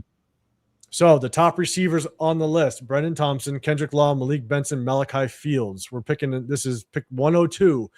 If I see 3 of the same name, we're taking it at receiver. I can show you the linebackers if you want to see linebackers, but I didn't see. Yeah, of those guys, I think people know Fields. I think they'll probably go Fields. So I see. Hold on, I got 2 Fields so far. JD, you got a Fields. Bueno, you got Fields. I can show you offensive line, but if I get another Fields, we're going for it. Oh, let me check the chat real quick. I think we got another Fields. Oh, I'm not Bueno. Oh, a lot of people are changing their mind to offensive line now. Okay, so now I just showed you the tackles. We got Austin Barber from Florida, Jude Bowery, Boston College, Tristan Lay, Clemson, and then with the guards, we got Cage Casey, Jalen Farmer, and Fale Famo. Falili Famo from Wake Forest. Where's Raider Hawaii when you need him? I know, right? So give me, if I get 3 names, if I get 3 of the same name, we're going pillaging. All right, you got a Farmer. If I get another Malachi Fields, we'll do that too. Because Bo Stevens is still on there too. I think that'd be a solid selection later on. Yeah, Bo's at 141. He's still on there. That's your boy, right? This guy you like? Is the one you say you like? Bo Stevens? Farmer or Bo Stevens? Bo Stevens. I like Bo Stevens. I like him more than Dunker, right? You said you like him better than Dunker? But I like Jalen Farmer too. He was one of my kind of like later round guys a little bit. So Pillager, we got Farmer. We got another Farmer by TN. Ooh, okay. Is that the 3rd Fields? That is the 3rd Fields, I think. That's the 3rd Fields. All right, Money Check just threw in the 3rd Fields because we got Bueno had Fields, and there's another JD's had Fields. All right, that's the 3rd Fields. Here we go. Malachi Fields at pick 102 off the board. I think he's a back shoulder target for. I don't think he's a wide receiver 1, but he's a definitely back shoulder target for Mendoza. Okay. So right now we got Fernando Mendoza, Lee Hunter, Jalen Kilgore, safety, Malachi Fields. We're picking 117. I'm going to go to all. Cornerback, Hezekiah Masses. You got cornerback Chandler Rivers, Eli Rardadon, Aiden Fisher, linebacker, Kedrick Law, receiver, Matt Goldman, offensive center, Chris McClellan, D tackle. McClellan is going to be a solid selection if we didn't already pick one up. Well, I like Harold Perkins too. I gotta watch. We're not like we need a linebacker though. Well, we can use some depth, but I'm not taking one this high. Let's see. Okay, so Tien, you want O-line or cornerback? All right, I guess Massis. That's 2 cornerbacks. Tien, you got Rivers. That's another cornerback. So we'll look at cornerbacks because we got 3 cornerbacks. So right now we have Massis, a cornerback, or Rivers. Right now you got Hezekiah Massis, Chandler Rivers, Charlie Demings, Devin Moore out of Florida. I like my guy, Devin Moore out of Florida. So let's see. What do we got? I got one. These guys must really like Dylan Lave. I haven't seen one person say running back yet. I got 2 Rivers. Bueno's got Rivers. If I get a 3rd Rivers, we're going up. Wait, no, Tien, that's twice. Don't you try to trick me. God damn it, Tien. I see you doing it twice. Jesus Christ. Stuff in the ballot box. We'll call Tulsi Gabbard on you. Let's see. I got 2 Romello Heights, but he says Romello Heights later on if he's still there. Okay, so I got 1 Everett. Okay, DK's looking for. I don't have 3 corners just yet, so. But I got 3 running backs. We're going to running back. All right, let's see. Check it out. We got Seth McGowan, Nicholas Singleton, which Ooh, Roman Hemby, Robert Henry Jr., Adam Randall. There's your running backs. If I get of those guys, Seth McGowan is a guy that I like. You know, he's a big guy. He's like 6 foot, like 220 something. I think he's pretty fast too, but I don't think the Raiders touch him because he had like an arrest for like aggravated assault and like a robbery or something like that. Okay. He got suspended from school, and he ended up at I think he went to JUCO route. Then he ended up at Kentucky. He has some talent. Talent is there, but I like Nick Singleton a lot. So I'm probably going Singleton as well. But talent-wise, Seth McGowan is good too. DJ likes him as well. All right, I gotta watch more of Seth McGowan. I'll definitely do more research on him. So a lot of people are saying a little too early for running backs. Bueno, those running backs are projected still. Okay, so everybody, Tien, you're saying running back can be in later rounds. Do I need to go back to offensive line? Because I don't have 3 running backs yet. So let's see. All right, we still got Masses. So JD's, I think you said Masses originally. So I ain't counting you twice. Oh no, hold on. We might get. That's DK for Singleton, Jeff for Singleton, destroying the weights for Singleton. I got 3. Singleton is it. 4th round is a good spot for running back, I think. Yeah, we're going for it. Bang. Okay, pick 134. I think we're going to offensive line. I think that was the overall consensus. So either offensive line or corner. Okay, so chat, let me know offensive line or corner. Once I get 3, I'm going there. Let me know if you want to see offensive line or corner. I'll show you the corners left on the board. Heskai Mass is still there. Devin Moore, Preston Hodge, Dalen Everett. I think Romeo Heights is gone. I think some people are talking about him. Yeah, he's gone. So what do we got? I got O-line. A lot of O-line. I think I got 3 O-lines. You want tackle or guard? Yeah, so at tackle, we got J.C. Davis, Keegan Trost, Markel Bell, Diego Pons. At guard, we have that Falili, Fomoy, Anise Cooper, Jeremiah Wright. That's your guy, right? Yep. Billy Schroth. All right, so what do we got? Okay, let's see. Destroying the weights is saying Pons is good late round. Okay, I don't know if we're technically in the late rounds right now. Omega's got Masses. If I get 3 Masses, it's going. Megan's been saying Masses for like goddamn, if you don't get Masses, I'll go back to the tackles. Yeah, Pillager Fun. You're saying you can't go wrong with the noose. Let's see. Stay away from BYU. All right, so we got 2 Masses. Omega's got Masses. Okay, so we got one for. Okay, so Pillager for Fun. Are you saying that? Offensive guard, Falele. Burn Blood likes Wright. Man, I like Wright as well. We're gonna do more. We're gonna do some game foam work on some of the offensive linemen. I got 2 Masses so far. If I get 1 more Masses, we're going for it.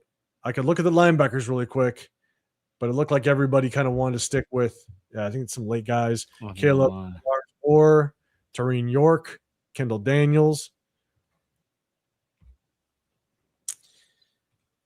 This chat is undecided.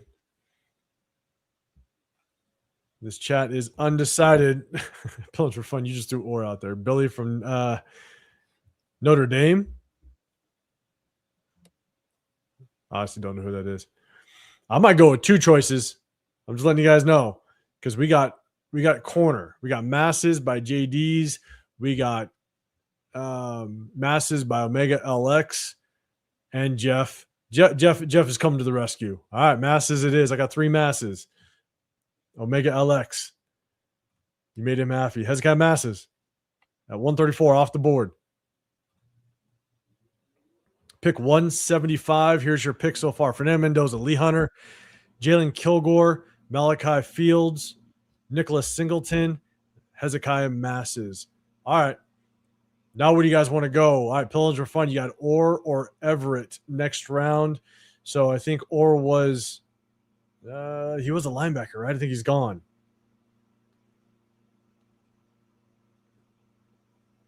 Okay, let's see. I'll go to all. We're going to go all. Guys, let me know. JDs, you want O-line? We can go there right now.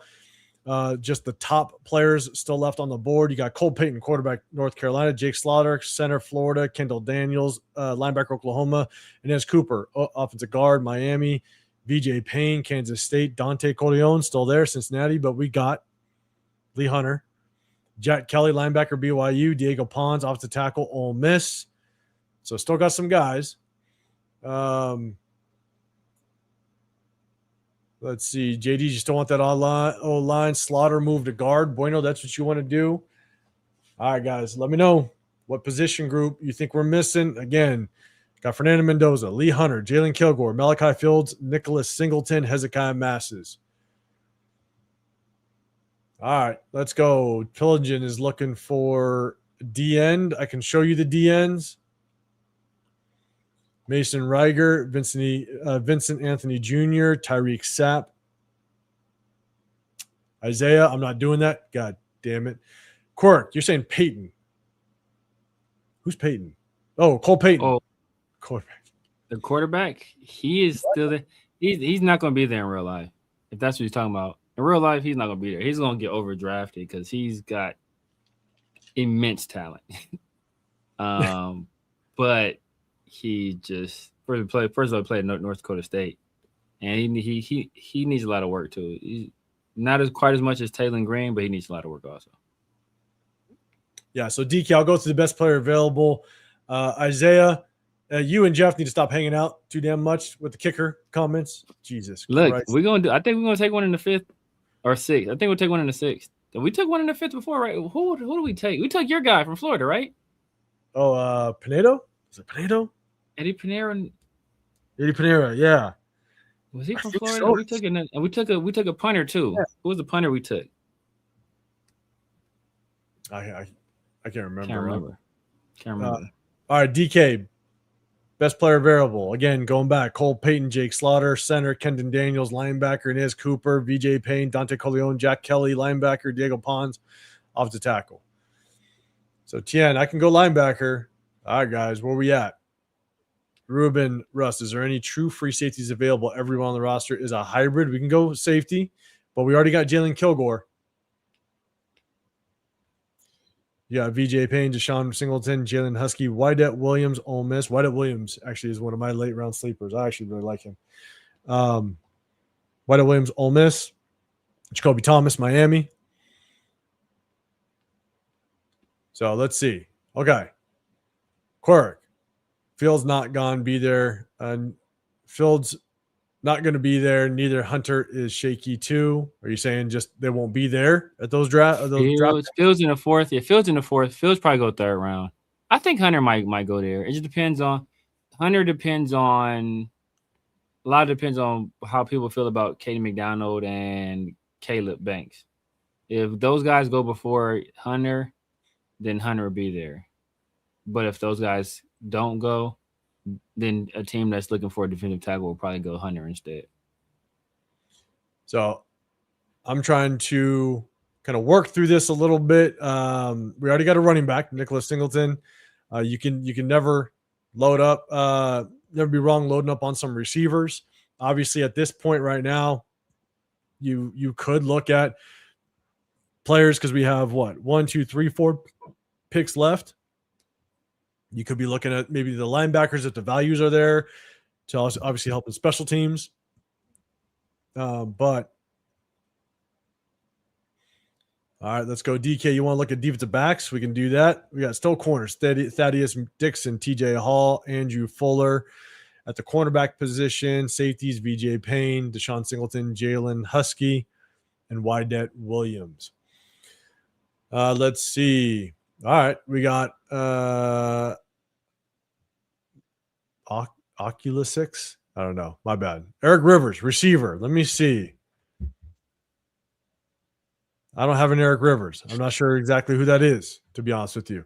Eric Rivers, but he's not on the list. EK, you're looking at maybe another quarterback just to bring in as a project. Drew Aller is currently gone. He's gone. You got Cole Payton. Payton is a nice. Oh, K Klubnik is a solid late round guy too. If you want to go that route, but I don't think we waste another pick on a quarterback. To be honest with you. I don't think so either. Okay, he's throwing names out there, but I don't see them on the actual. I don't see them on the actual list. Okay, guys, if you guys look, let me know where you guys want to go. We got pick number 175. We have right now Fernando Mendoza, Lee Hunter D tackle, Jalen Kilgore, Malachi Fields receiver, Nicholas Singleton running back, Hezekiah Masses cornerback. You could get more. You could get a linebacker. I don't think we addressed the linebacker position just yet. Kendall Daniels, Jack Kelly, Red Murdoch. I think that's where we just haven't addressed just yet. So if you guys want to look at linebacker, the edges right now, Mason Reiger, Vincent Anthony Jr., Tariq Sapp. Those look like just kind of later round guys. All right, DK, you're at linebacker. These are the linebackers right now. Bueno. Are we taking anything on the offensive line yet?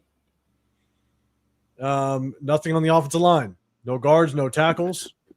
Yeah, we took a corner. Taking a corner before offensive lineman right now. I mean, Jake Slaughter's there. You got guards and his Cooper, Alex Harkey, Caden Barnett, offensive tackle, Diego Pons, Carver Willis, which Carver Willis is one of the top 30 visits, or a visual, I think a virtual visit. Travis Burke. All right, so I got one for Slaughter. TN, we need O-line and inside linebacker for depth. All right, O-line for sure in this round. Okay. So I'm gonna go through the offensive lineman. You guys let me know. You guys see it on their guy Falele gone? Did they finally snag him? They was letting him. He was letting him drop. He gone? I think the centers probably have the best value here. I would say just because if something were to happen to Linderbaum, you need someone to. I mean, let's all be real. Will Putnam isn't it? So if you possibly they put JPJ back at center. If something happened to Linderbaum, JPJ going back to center. It looks like the chat. If you guys got one, let me know. If not, we could just. You guys want an offensive lineman? We'll probably go best available at offensive line at this point. Again, guard Anise Cooper out of Miami. Pillaging for fun. You're saying Zune, isn't he the center? Yeah, Trey Zune. Okay, so we got Zune. Oh, give us one more. Give us one more. JDs. You got Zune. We got Pillinger for fun with Zune. You got JDs with Zune. Give us one more. Give us one more, and that might end up being it. Raiders, DeValian, what's going on, man? No receiver this year. Please get a free safety in the third round. Looks like we did. We got one we got one in the third round. Yep, the chat did it right. Let's do this. If no one, there it is, DK. I appreciate you, big dog. Zune, it is getting a backup center just in case something happens. Bang. Depth on the interior. I'm not mad at that at all. All right, pick 185. Where do you go? We didn't pick a linebacker yet. We did not pick a guard or a tackle. We don't have an edge rusher. So where would you guys want to go? I'll go to all right now. Ennis Cooper, guard from Florida. This is the what's left. That's high on the board. Jack Kelly, linebacker. Diego Pons off to tackle Ole Miss. Robert Henry. Mason Reiger, Red Murdoch, linebacker out of Buffalo. Let me know where you guys want to go. We do not have a linebacker or edge rusher. If you guys want to look at that, We do have a corner, Hezekiah Masses, as well as a safety. Bueno, you got Pons. Okay. You got Diego Pons. Offensive tackle, Ole Miss. JD's, you got linebacker Kelly. That's 2 positions we have not addressed so far. Red Devellion, you got get the cornerback Aguilar for development. DK just being very honest. Appreciate it. I don't know these guys. Hey, look. Let's see. Someone likes Riger. Pillinger, for fun. You like Riger, the edge out of Wisconsin. Isaiah, let's see. I don't know, but Red Murdoch sounds like a name. Let's see. Okay. Let me know. You know, we're going to go down. We're going to, if I see 2 names, we're going for it. Let's see. If anybody wants Pons, maybe rock with Kelly. Aguilar as a project quarterback. We do have Fernando Mendoza. Come on. Oh, wait. What is it? Aguilar? You talking about Joey Aguilar? I don't know. If it's Joey Aguilar, hell no. Hey, Joey Aguilar going to be UDFA. I'm not taking Joey Aguilar in this draft. Joey Aguilar that went to Tennessee. It came from what's the name of that small school? Yeah, I forgot the school. The school that I forgot the school. But yeah, he was at Tennessee before. Nah, I'm not taking Joey Aguilar. First of all, you played at Tennessee this past year. She's tough, man. What's the school that beat Michigan in that crazy upset that year? Shit, who was that? I can't. The name of the school escapes me. Goddamn. Yeah, I forget who that was. But we got a bunch of Pons though. Hold on. I think we got Pons. I think Pons is good. Yep. But right development, I can't trust anything you say anymore, right? I cannot trust anything you say anymore, bro. I can't. Appalachian State. There you go. Appalachian State. I can't trust anything you say anymore. But you think Joey Aguilar is a 5th or a 6th round? I can never trust anything you say about quarterbacks, at least. If you think Joey Aguilar is worth a 5th or a 6th, I cannot take your quarterback opinion seriously. This is our second 6th round pick. So right now, Fernando Mendoza, Lee Hunter, Jalen Kilgore, Malachi Fills, Nicholas Singleton, Hezekiah Masses, Trey Zune, Diego Pons. All right. Do you guys want to go linebacker? I don't think we pulled a linebacker yet. Let me know what position group you guys want. You said which of the O-line guys are rated highest. We'll go to the O-line really quick. We just picked up Diego Pons on Ole Miss.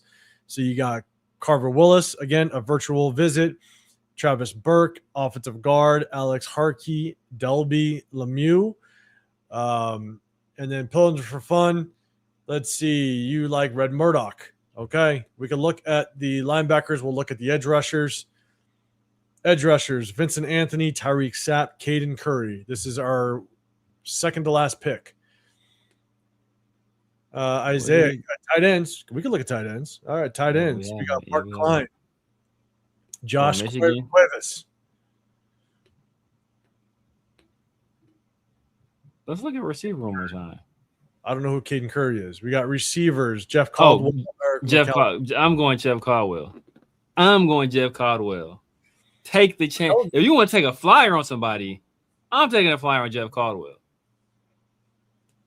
Is Jeff Caldwell's the one our top 30 visit, right?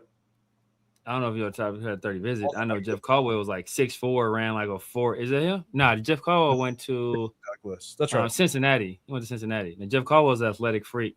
It was like 6'4", ran like a 4.3, jumped like 42.5 inches, had like a 11-foot broad jump. Like freak athlete. If I'm taking a risk on somebody, I'm taking a risk on Jeff Caldwell for sure. I don't care if you got Malachi Fields. I got 2. Got DN Curry and we got Ruben.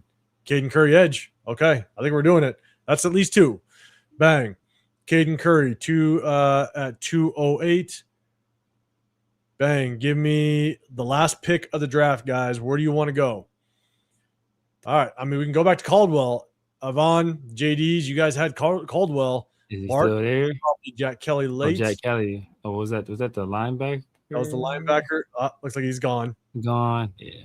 Figured. That's around the time you want to take linebackers. The linebacker's probably going to start going off the board pretty quickly. Wait, did he go? Oh, I see him on there. Oh, there he went. Yeah, he went. Yeah. Yep. So Jack Kelly gone. We can go back to the receiver. He just missed him too. Is he there? He's gone. Yeah. I know he's gone. And Jeff Caldwell, yeah. He's gonna go earlier than that. There he is, right there. I think He went to. Oh my God! Oh, I pray to God, the Chiefs. You pray to God that don't happen. Jeff Caldwell, he needs work. He needs a lot of work, but just the raw physical tools, it's there. Do we want to finish it up? Pillinger Fun, Gentry out of USC. I like him as a last pick, to be honest. The linebacker at USC. He's just a big boy special teams type of guy.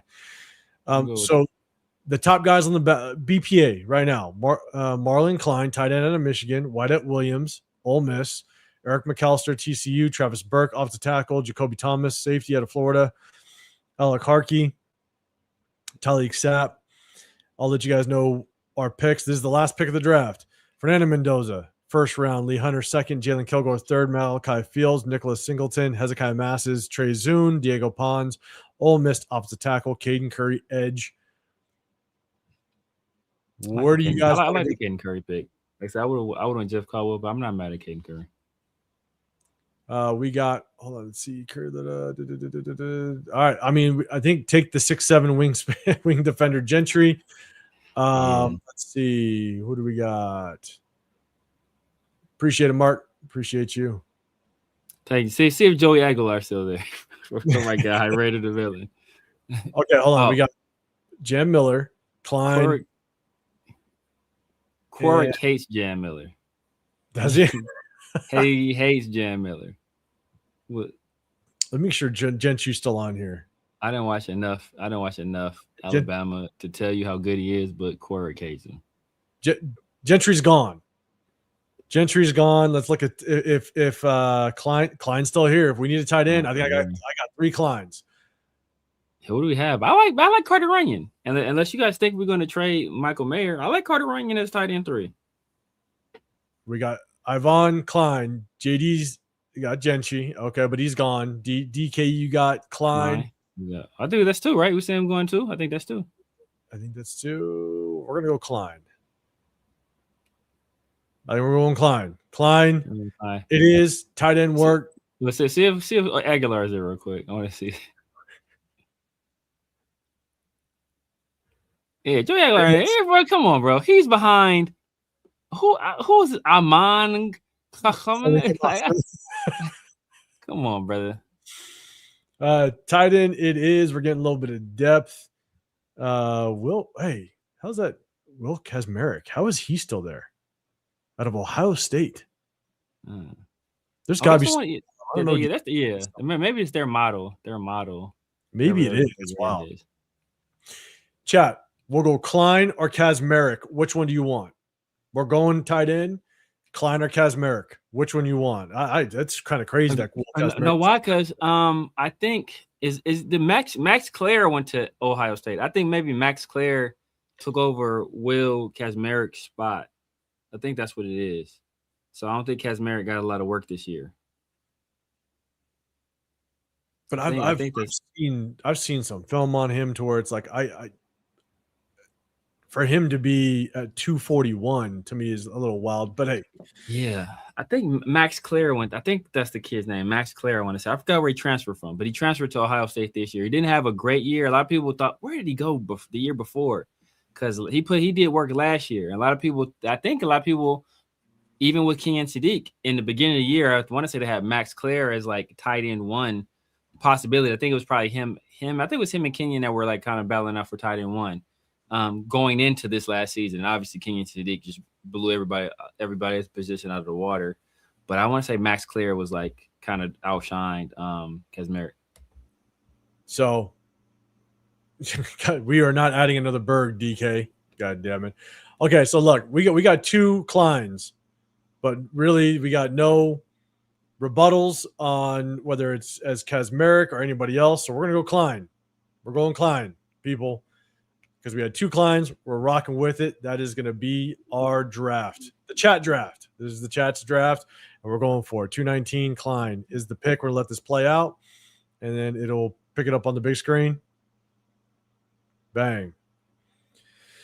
There's the draft. Severe, you want to just wrap off the picks? Chat, let us know. Grade your own draft. Grade your own draft. And Severe, I'll be right back. Yes, sir. So, chat, in the first round, despite having some of the best trades I've ever seen offered for any draft pick in the history of the NFL draft, outside of maybe the Ricky Williams pick, and obviously my guy and the Herschel Walker pick, and the Herschel Walker the player rather. Outside of that, we turned down some of the best trades ever, but we weren't doing any trades. We picked Fernando Mendoza out of Indiana, and we proceeded to not help him for the next 2 rounds. We got Lee Hunter out of Texas Tech, interior disruptor. Jack Kilgore, safety out of South Carolina. Nick Emery's teammate, running mate from last year.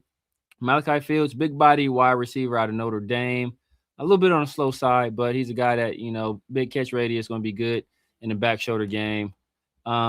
Nicholas Singleton out of Penn State. I think Nicholas Singleton, I think that's pretty good value for him. Hezekiah Massis, don't know a lot about him, but obviously, most Raider fans are from the Bay. He's a Cal guy. I think at the combine, I think I remember him running pretty well, like a 4.4 or something like that. So, he's a guy that's going to add some depth. I think he's pretty good size for the corner position too. I think he's like 6 something if I recall correctly. So solid addition to the cornerback room. Trey Zoon, interior depth. He can play all 3 positions. Diego Pounds, some more depth at tackle. Caden Curry, get a guy from Ohio State, great pedigree on the edge, a little bit more depth out there. And then we got Klein, some more depth at the tight end position, possibly plus a guy like Carter Runyon, or possibly, if we can find a trade partner, a guy like Michael Mayer off the roster. So I think we addressed a lot of our needs here. I'll give you guys C-.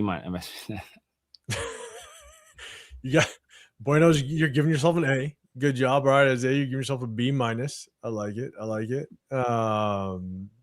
Pillars for fun, of course. Of course, you would abbreviate it. I appreciate you. God damn it. DKB, like the Hunter pick. Okay. All right. Not a big fan of Hunter in the second at that. Let's see. Tazzy looks like I'm going to try to read this. Talk every year. What if we never do every talk every year. What if and never what we need to do. Live on. What if can't stand y'all. All y'all agree with each other. 401 wasted. 805 and the other 8 guys who all watch your lives. That's all you're talking about. We talk about what if, huh? I mean, I think when we talk about the draft, that's kind of what you have to talk about. We also talk about what we need to do as well. I mean, I'm not sure I'm like, there's no games going on right now, so we can't talk about what happened. I don't know what you want from us, Taz. I'm sorry. I'm deeply saddened, rather, that I have not met your high standards, and I do apologize. I will try to do better. Man, Francis says, I would enjoy Mendoza Raider. I expect a slow development in reality, but I would be tempted with a solid trade offer and hold multiple first picks, but I am a dreamer. Yeah, you got to entertain it a little bit, but shout out to you, big dog. JD's, all right, give yourself a B. I like it. It's good, Taliban, whatever your name is. God, can't please everybody. That's okay. That's what we're here for. DK, trade for Willie Lamp. Man, look, we trade a 6th or 7th for Willie Lamp. A+ draft. A+ draft. I don't care what we do the rest of the rounds. A+. Instantly. Francis Sith. What ifs are the beauty and fun of the offseason, is it not? Yeah. Look, you talk about what we need to do. My philosophy has been the same. Trade back, trade max. That's been my philosophy all offseason. We tried one of them. We probably ain't going to try the other one. Exactly. This draft was kind of fun, unoriginal. I appreciate it. Okay, we're gonna go back to the big screen. All right, guys, we appreciate everybody rocking with us. We wanted to do a little bit of a chat mock draft. I know you guys enjoy it, so the opportunity to kind of all get together. Even though you guys didn't give me too much direction that last pick. I kind of forced that tight end on you guys, but hey, at least you guys give yourself an A or a B. Jeff, folks, we just competed with 805 for hot dog water grade. Hey, you just wait till my draft comes out, okay? We're gonna be doing some mock drafts. You just hold up for that. God damn it. Any draft that involves trading back 805, you already know you automatically dox 2-letter grade just for that. That's why I need to start every conversation with the chat, which is Clint Kubiak is my guy, and then I'll get him for a second. That's about it, and then they're done. Jesus Christ! All right, guys. Hey, appreciate y'all. We're gonna get out of here. We went over some of the top 30 visits. We showed you a little bit of film again, just some highlights. We definitely encourage everybody go do your own homework, get your own evaluation on the players. We did a little chat mock draft. Look, get ready. We're gonna be doing our own mock drafts, so we're gonna be having fun with it. So we appreciate everybody rocking. But before we get out of here, do me a big favor, double tap that screen.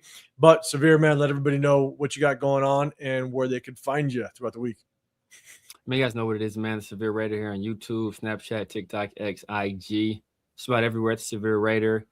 Sundays and Wednesdays is my guy 805 and Christian Protective Shield in the Raider War Room. Obviously Tuesdays and Thursdays, my guy Pharaoh NFL, the 50-50 show and Around the Shield. Make sure y'all double tap the screen to like the video. Make sure y'all hype the video if y'all watching it later. Make sure you sub to all of our channels. We really appreciate the support. You know, it's free to hit the like button, and it really goes a long way towards helping pushing the videos out there. Unless you're like my guy Taz, who just hates everything about us, then I don't know what to tell you at that point. I'm sorry. That's everybody, apparently. Yeah. Leave a comment telling us how much you hate us in the comment section. that's dedication to it. You got to hit the sub button and everything. Now, shout out to everybody. Hey, also, make sure you guys go over to all the other. Shout out to, Taz. You want to shout out to all the other content creators. Make sure you guys go hit up Jeff. Go hit up LV Raider Nate. Go hit up Cheeto Linus, Jay Raider. Even guys like Raph. Raph is always doing content in Spanish. If you rock that way, you even got guys. You got our guy, Chris Tech Show Podcast. You got Rebel Raider as well, man. Go shout out to everybody. You guys know the big guys out there. We're just the little guys on the block, just trying to entertain you guys late night.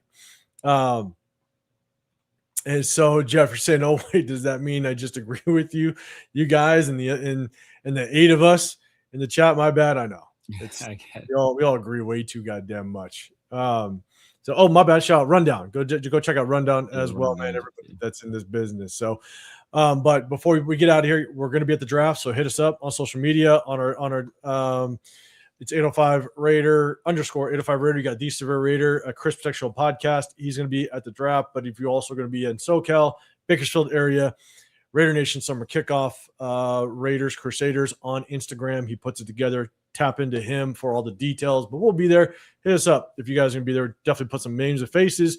Have a good time. But we appreciate y'all, man. Double tap that screen before you get out. Hit that sub button. It's a late one, especially y'all on the East Coast. Jeff, you on the East Coast. Appreciate you rocking with us on this late night, especially on the East Coast. So we're going to get out of here, man. Have a great rest of your Sunday, what's left of it. Have a great start to your week. And we'll see you guys on Wednesday. We're out of here.